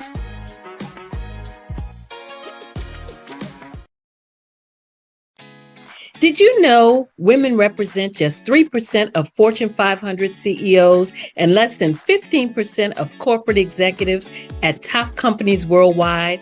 Have you wondered what the secrets are to getting into the top ranks, whether in the private or public sector? Do you want to figure out how to stop being held back in your career or passed over for promotion? Then you're in the right place. Hi, I'm Dr. Madeline Ann Lewis, President and CEO of the Executive Women's Success Institute. I have decades of experience in the military, the federal government, and corporate America, and my mission is to help women succeed and tap into their full potential. I want to reach 1 million plus women around the world to become the leaders they are meant to be. So if you want to move into a management or executive level position, or maybe you are a female veteran transitioning out of the military into business entrepreneurship, then reach out to the Executive Women's Success Institute at 301-693-3284. Let us get you on the fast track to success.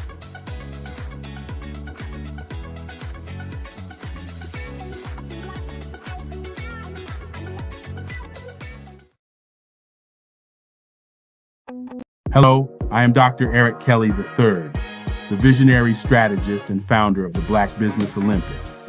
I invite you to showcase your Black-owned businesses on the Black Business Network global stage. The Black Business Olympics is a global Black Business Network platform that propels Black-owned businesses into the international spotlight. By showcasing your business on the Black Business Olympics platform, you can reach a worldwide audience of potential customers, partners, and investors. You can also establish yourself as a thought leader and expert in your field, attract lucrative partnerships, and and more speaking engagements. In addition, the Black Business Olympics platform provides a valuable opportunity to connect and collaborate with like-minded entrepreneurs and business professionals from around the world. This can lead to new business opportunities, ideas, and relationships. Finally, by sharing your story and expertise on the Black Business Olympics platform, you can inspire and empower others. This is a powerful way to make a positive impact on the world and leave a lasting legacy. If you are a Black-owned business owner, I encourage you to seize the opportunity to showcase your business on the Black Business Olympics platform. It is a once-in-a-lifetime opportunity to make an indelible mark on the world. Be one of the 1,000 visionary entrepreneurs who are changing students' lives, shaping industries, and leaving an unforgettable legacy for their families. Unleash your voice on our global stage and watch your business thrive. Black Business Olympics is one of the largest Black business showcases in the history of Black business in the world. Yes, the entire world. Just give me a call today at 919-308-9090.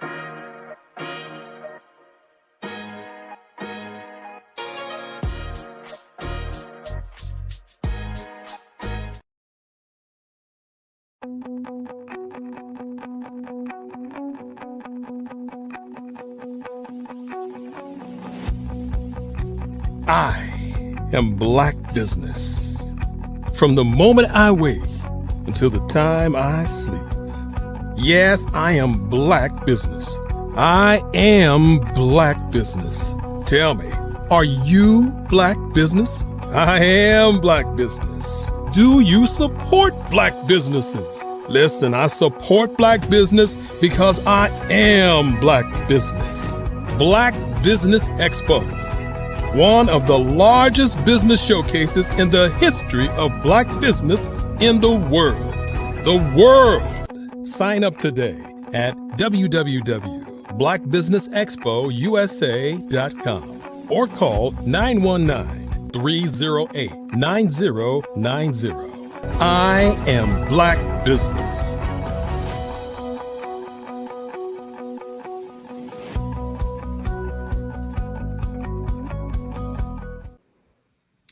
Good afternoon. Good afternoon, business owners, entrepreneurs, thought leaders, and corporations. Welcome to the Black Business Network. My name is Eartha Watts Hicks. I am the CEO of Eartha Tone Enterprises and Eartha Tone Books, publisher of Love Changes, Graffiti Mural, and The Planner is a Girl's Best Friend, as well as a freelance writer, editor, and PR writer and affiliate for blackpr.com.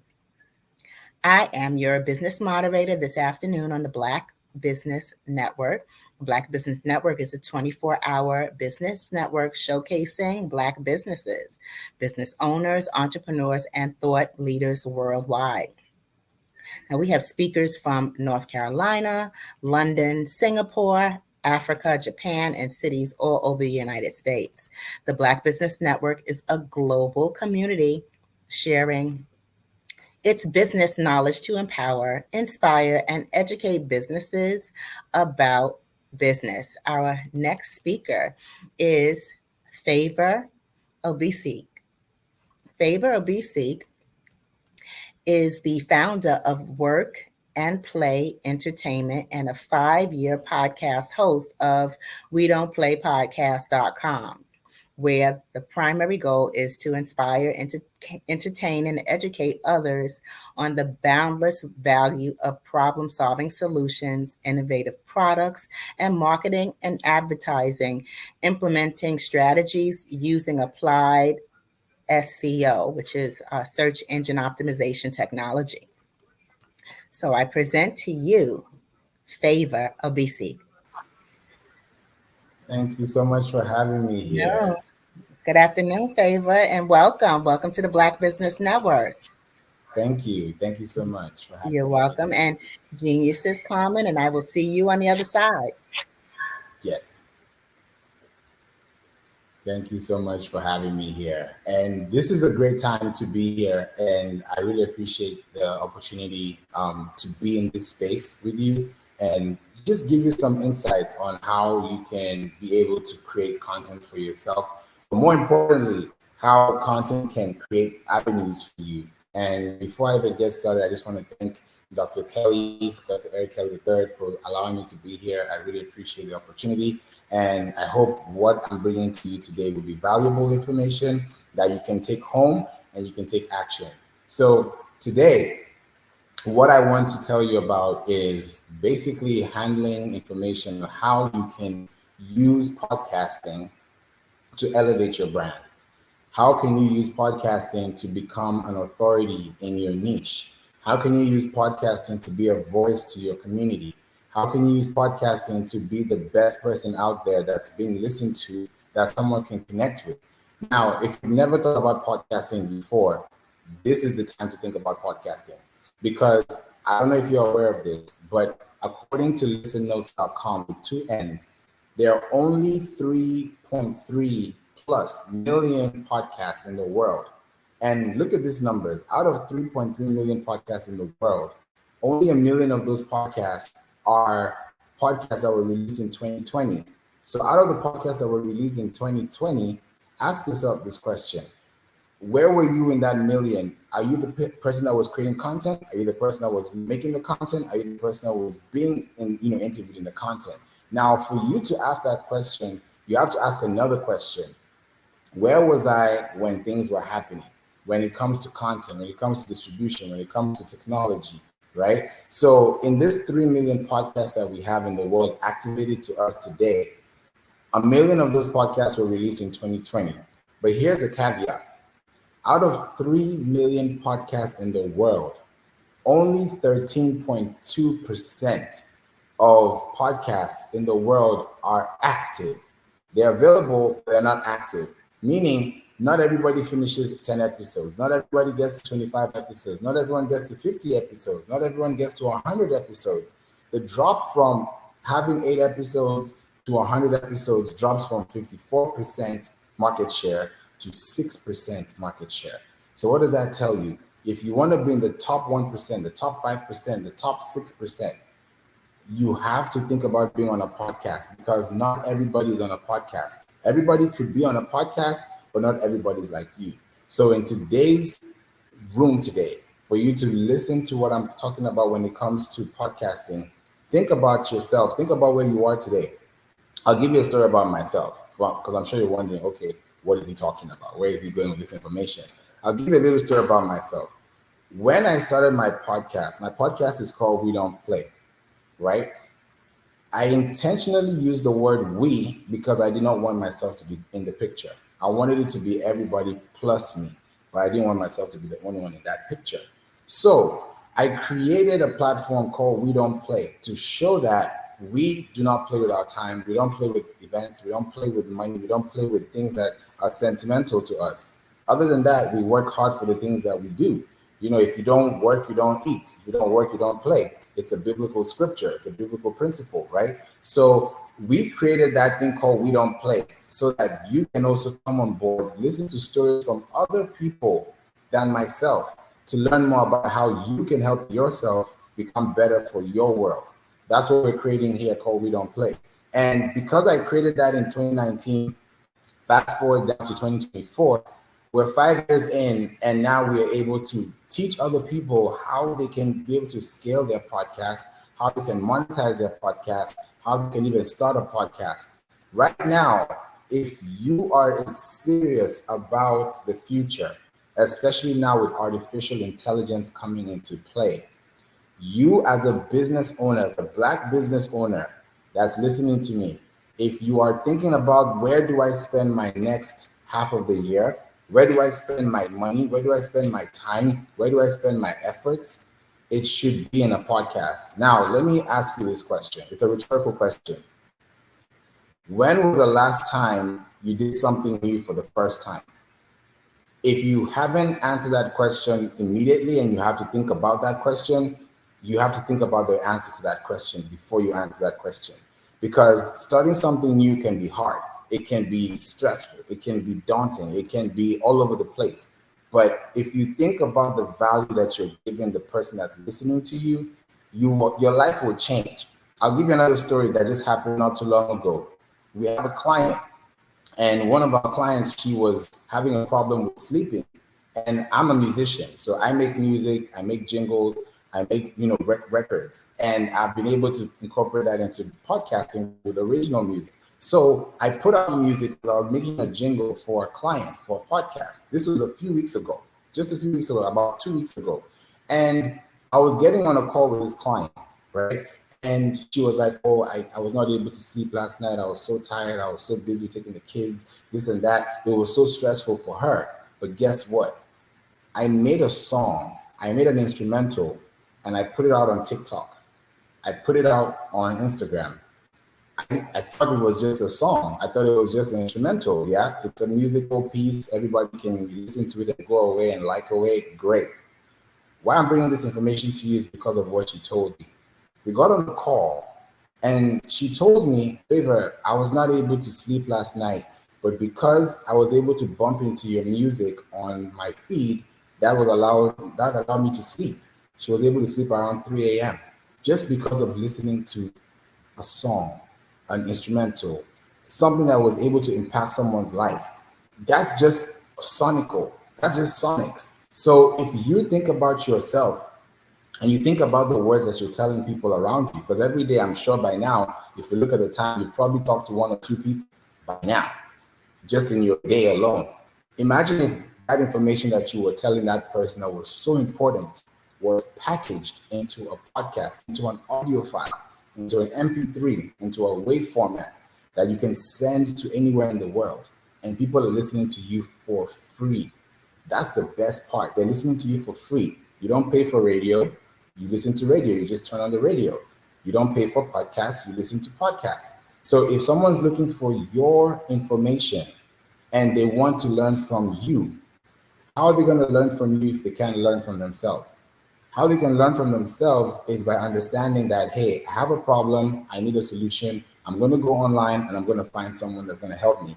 Now, you might be wondering, how does podcast relate with business? Here is a catch. Whenever you run a business, the whole point of a business is to run and make money, right? It's to be a profitable business. But as you're a profitable business, you have to think about the moving parts. You have to think about your name. You have to think about the format. You have to think about your style, right? There are different podcast styles. I'm not sure if you're aware, but there are different types of podcast styles. There are 5 different types of styles, and I'll run through them really quickly for you. The first style, right? The first style is solo interviews, right? When you have a solo interview, it means that you are creating content for people, right? When you have a solo interview, it means that, like right now, this is solo. It's just myself, just listening to me. If I had a co-host next to me, that would be the second section. That's a co-host, right? The third one is pretty much a round table, more than one person, more than 2 people, right? That's 3 or more, 2 or more. That's a round table, right? Like a panel discussion, that's a round table discussion. That is also considered as a podcast style. So you have solo, you have co-host, you have roundtable. You can also have interview style, right? Interview style could be one-on-one. It could be you versus the other person versus you, right? The fourth one is what I just mentioned right now. And then the 5th one is content repurposing. So I'll break it down again. Solo, interviews, roundtable, co-host, and content repurposing. You can flip them anyhow you want to. It's up to you. But the goal is to pick out on 1 or 2. Because when you pick out on 1 or 2, what starts to happen to you is that you start to create intention for people to find you, right? On Google alone, today as we speak, I'm sure you've used Google today. At some point of your day, you've probably used Google to search for something really quickly, and you're out the door, right? Now, with Google, you're part of the 8.5 billion searches that are happening a day, right? On Google search. Out of those 8.5 billion searches a day, 15% of those searches are new. So if you do the math, 15% of 8.5 billion searches, right? And then you do 1% of the 15%, right? You have to think about that number, that sweet spot number. That's your niche because you're a business, right? You don't do what other people do. You do it differently because you have a different business model, right? You have a mission, you have a vision, you have a core objective, you have things that you're creating for yourself. You have to think about your business, right? So when you think about your business, ask yourself, who is listening to my business? 2 years from now, 5 years from now, where can you send someone easily that they don't have to pay for anything to find your content relevant for the time that you're having with them? The only place I can see is podcasts. Why? Because podcasting, if we're really paying attention to the way we are moving in the times we're in right now, podcasting is a great way to have intellectual property.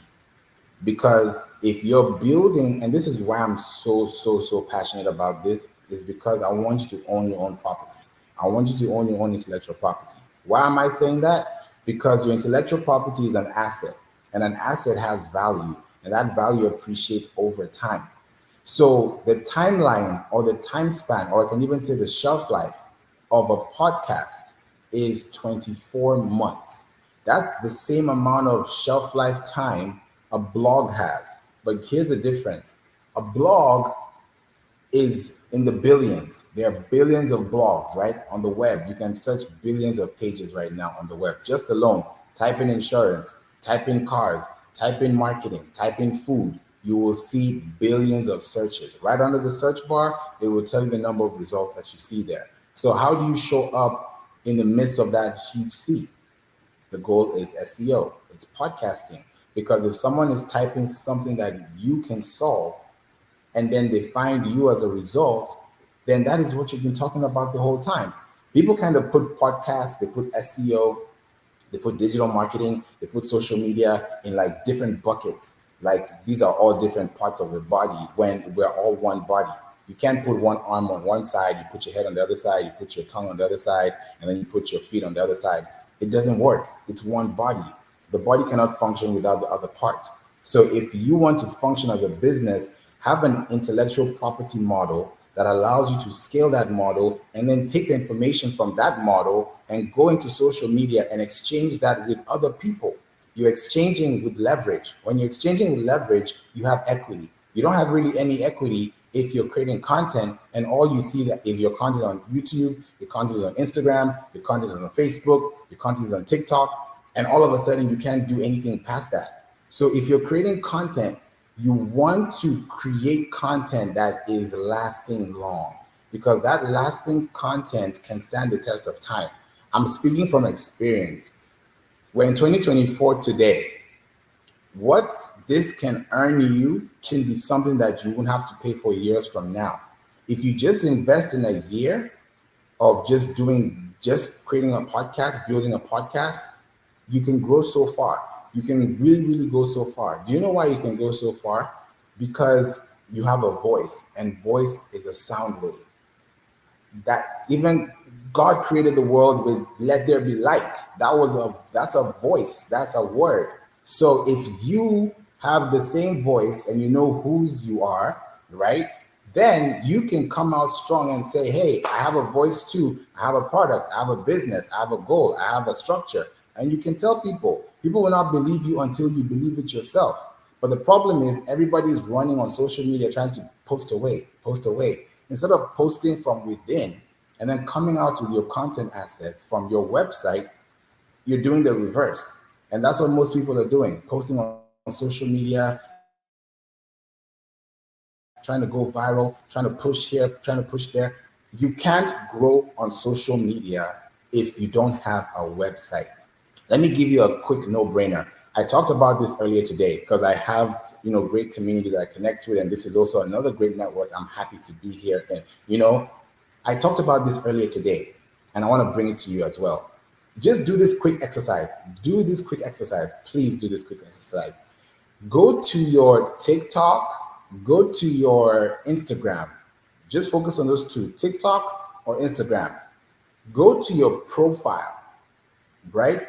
When you go to your profile on your Instagram or your TikTok, you're going to see your name, you're going to see your descriptions. I want you to pay attention to one metric for me: the number of posts that you have created. If you look at the number of posts that you have created for your social media account, if that number is over 100 and that number is not equal, I'm talking about equity, right? Business equity. That number is not equal to the number of pages you have on your website, there's a problem. Because what you've just done is you have given Instagram.com, TikTok.com 100 new pages that they own. You don't own that media, they own it. You are just you're probably renting the place, right? But you don't own that content. When you do Facebook, whenever they say public content, I don't know if you know this before, because I've also gone through entertainment law as well. And because I have a graduate in entertainment business, I went through a couple of entertainment law studies. And one thing I want to mention to you is this: when it comes to intellectual property, right, as a business owner, when you're creating content and you put that content on Facebook, not your Facebook business profile, just your Facebook personal profile, that is considered as public property. So if you want to promote your business on Facebook and you're promoting your business through your personal account, that's a problem, because that's considered public property to Facebook.com, right? Because they own that domain. I treat websites like land. You buy a domain, you're buying property.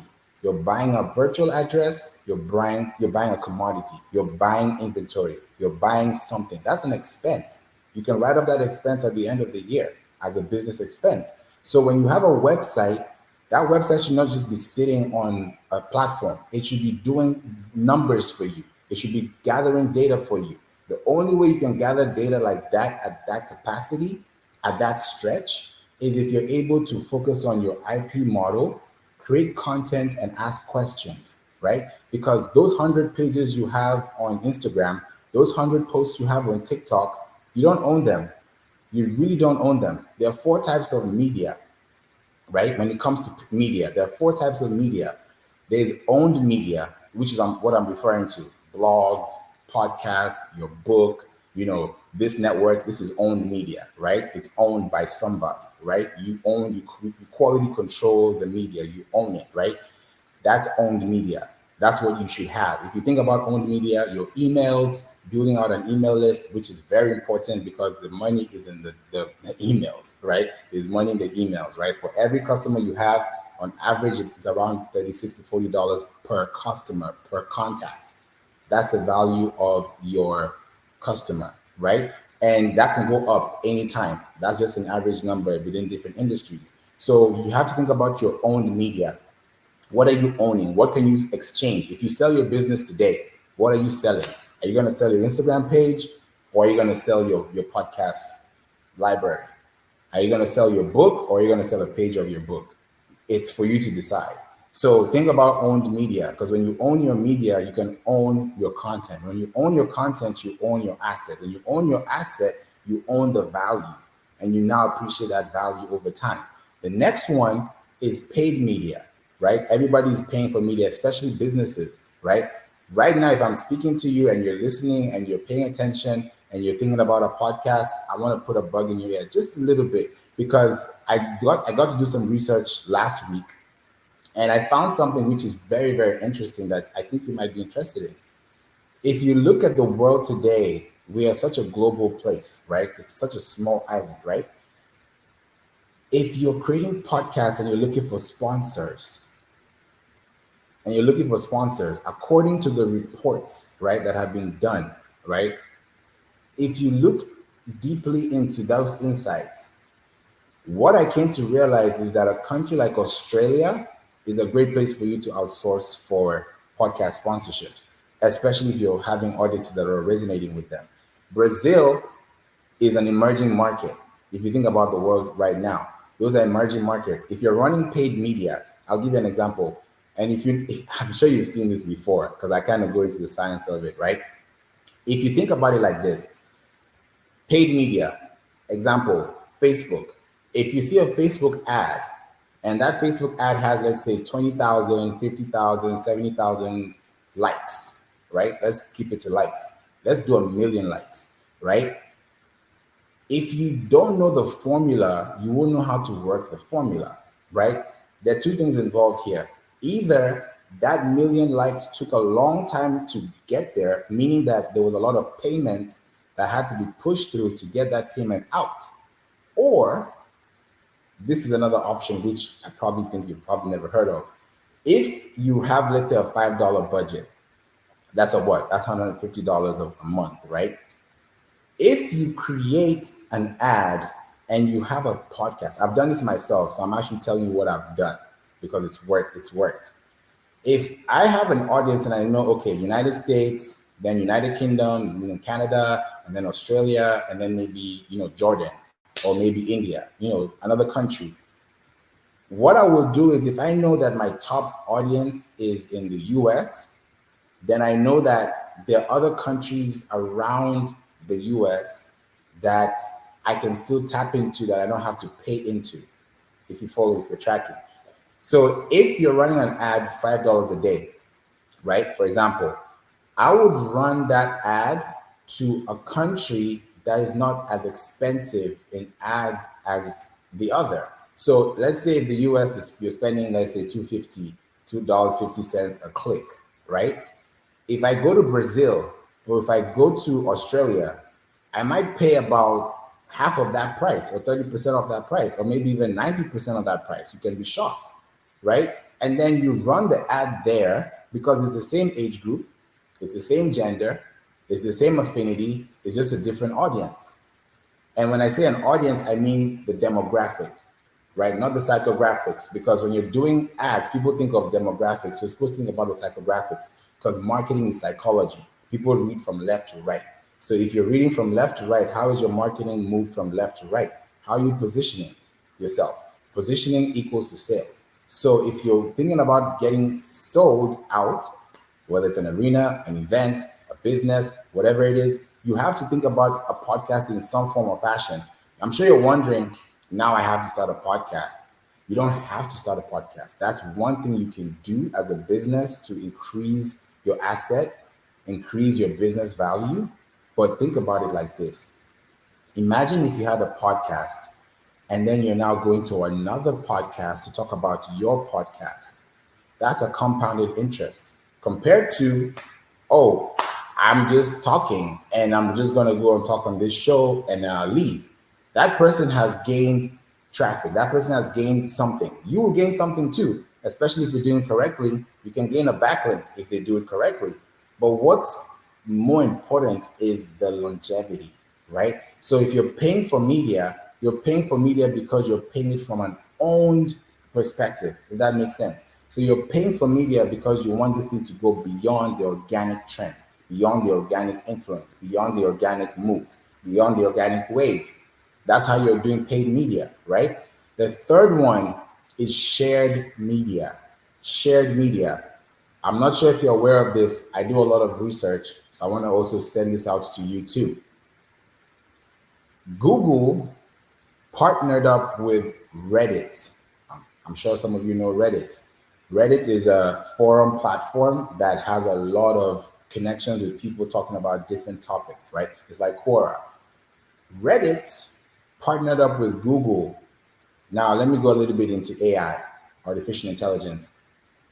Gemini AI is Google's AI model, right? We know about Gemini AI right now. You can use, they used to be called Google Bard, and now they dropped the Bard and then they turn it into Gemini. Now, this is the interesting part. Reddit have their own AI. It's called Vortex. So Gemini and Vortex are talking to each other about you. So where are you in the map? Where are you on the map? Where are you within the map? If you're not on the map, if you're not in the map, if you're not within the map, then you're outside the map.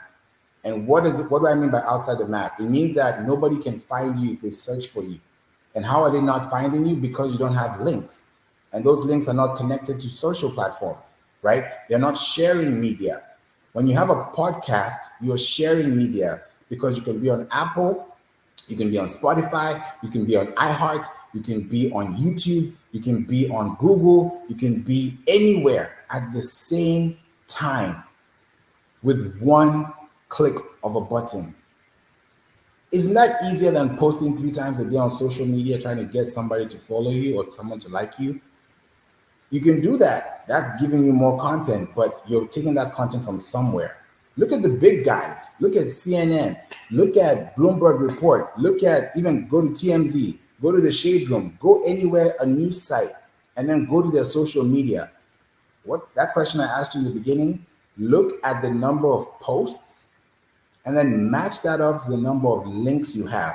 If you go to CNN's Instagram right now, every post that CNN has posted has a link attached to it. They'll tell you, this is a story, click the link in our bio to read more. You click on the link, you have access to CNN.com. You have a page there. TMZ, they do the same thing.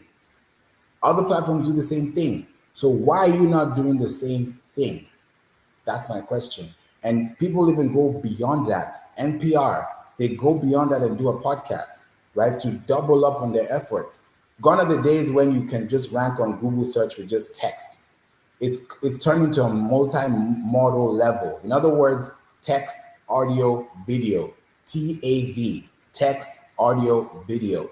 If you're not in any of these 3, especially audio, you're missing the bus, the big bus. Because AI is going to sweep your content away. No one's going to see you. No one's going to know that you even exist because there are already 1.9 billion websites in the world right now. So how does your website stand out? How you stand out is by being outstanding. And how do you be outstanding? By doubling up on your efforts, doubling down on your work. How do you do that? By creating content. Now you're going to ask me, how do I start creating content?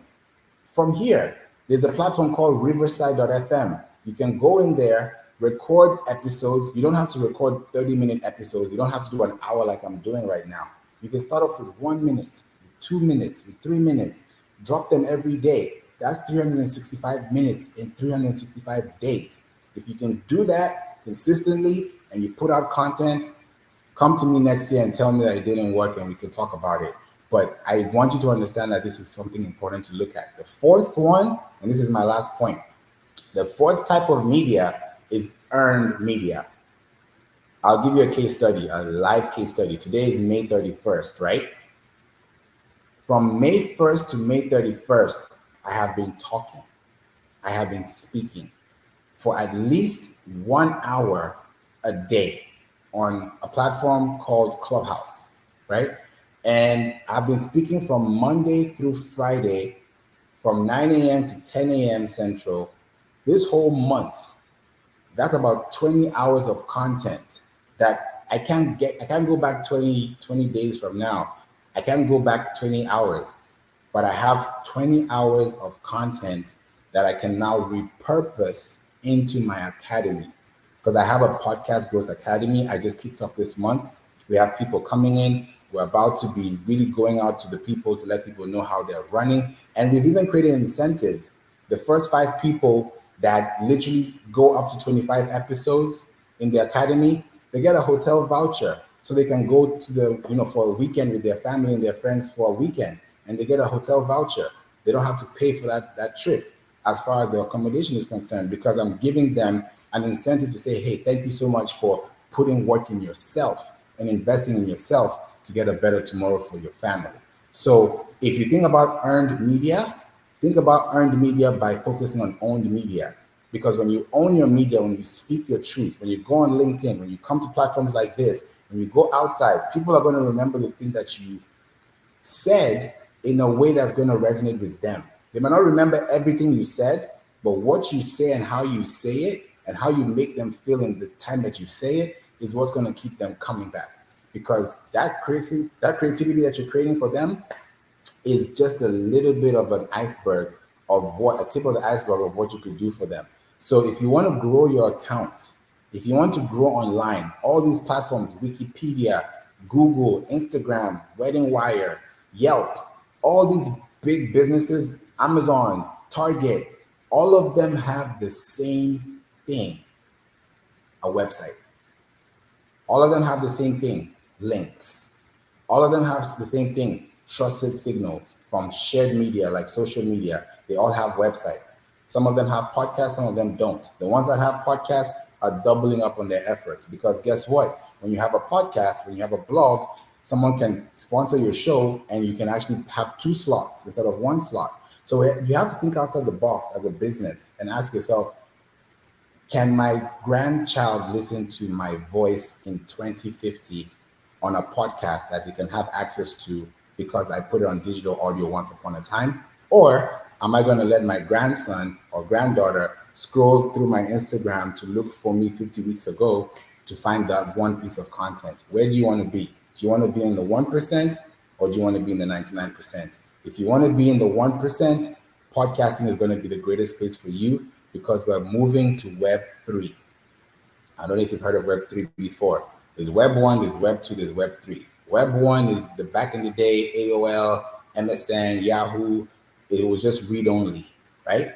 Web 2, that's where social media is coming in. We're in this social media phase. We're in 2024. Facebook turned 20 this year. So Facebook is not 21 yet. Facebook can't go out yet.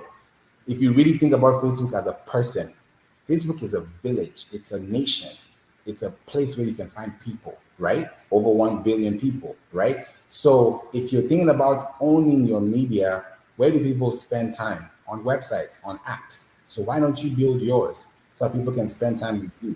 So this is something that I really hope you understand, and I hope you're able to take some knowledge. Thank you so much for having me. Thank you so much, Favor Abisi. That was such valuable information. Please remind us how and where we can connect with you online, especially subscribe to your podcast. Please. Yes, thank you so much. I appreciate that, Artha. So if you want to connect with me, you can find me at wedon'tplaypodcast.com. Just type in wedon'tplaypodcast.com. You'll get a pop-up, leave your contact information there. You'll get the emails directly. If you want to do work with me, if you need help with your website, anything to do with SEO, you even get an audit, or just say, hey, what's going on in the market? Reach out to me, connect with me on LinkedIn. Exactly how you see my name in here is Favor Obasike. Reach out to me, please, and I'll be able to connect with you on LinkedIn. We can have some coffee, talk about some business, and we can see how to make your business thrive in 2024. Thank you so much, Favor Abisek. Genius is coming, and I will see you on the other side. Thank you for having me. Wow. That was definitely inspiring, and it's good to know. So, if you have time, look at that whole segment again and take some notes, because a lot of powerful and useful information there. Now, the Black Business Expo's mission is to raise funds for high school seniors going to college or K-12 entrepreneurs. This expo is a fundraiser for students. You may go to www.blackbusinessexpousa.com to donate to the scholarship fund, or use the Cash App QR code that's in the corner of the screen there, or you can go directly into your Cash App on your phone and enter $BXUSA. Now, our goal is to give laptops and up to $5,000 to 10 students. Students can register online at www.blackbusinessexpousa.com. Now, every dollar counts, so please make a donation. We want to remind you to connect with us, to subscribe, to make a donation, because we're here for you. We're here to help businesses, and you help us by keeping us going with your donations. And we want to also thank our Black Business Expo USA sponsors for May of 2024. NC 100, Moody Capital Partners, Suede Soul, Lotus Riche's Coaching and Training, Carolina, Virginia, Minority Suppliers Development Council, Step Management, BHS and Associates, Margie McLean Foundation Incorporated, Genius is Common, Earth Essentials, Mullane Shani Global, Executive Women's Success Institute, The Quality Coaching Company, Superwoman Business Services, Creative Force Studios, Lee Entertainment, Artistic App Design, Black Business Expo USA. Genius is common, and I will see you on the other side.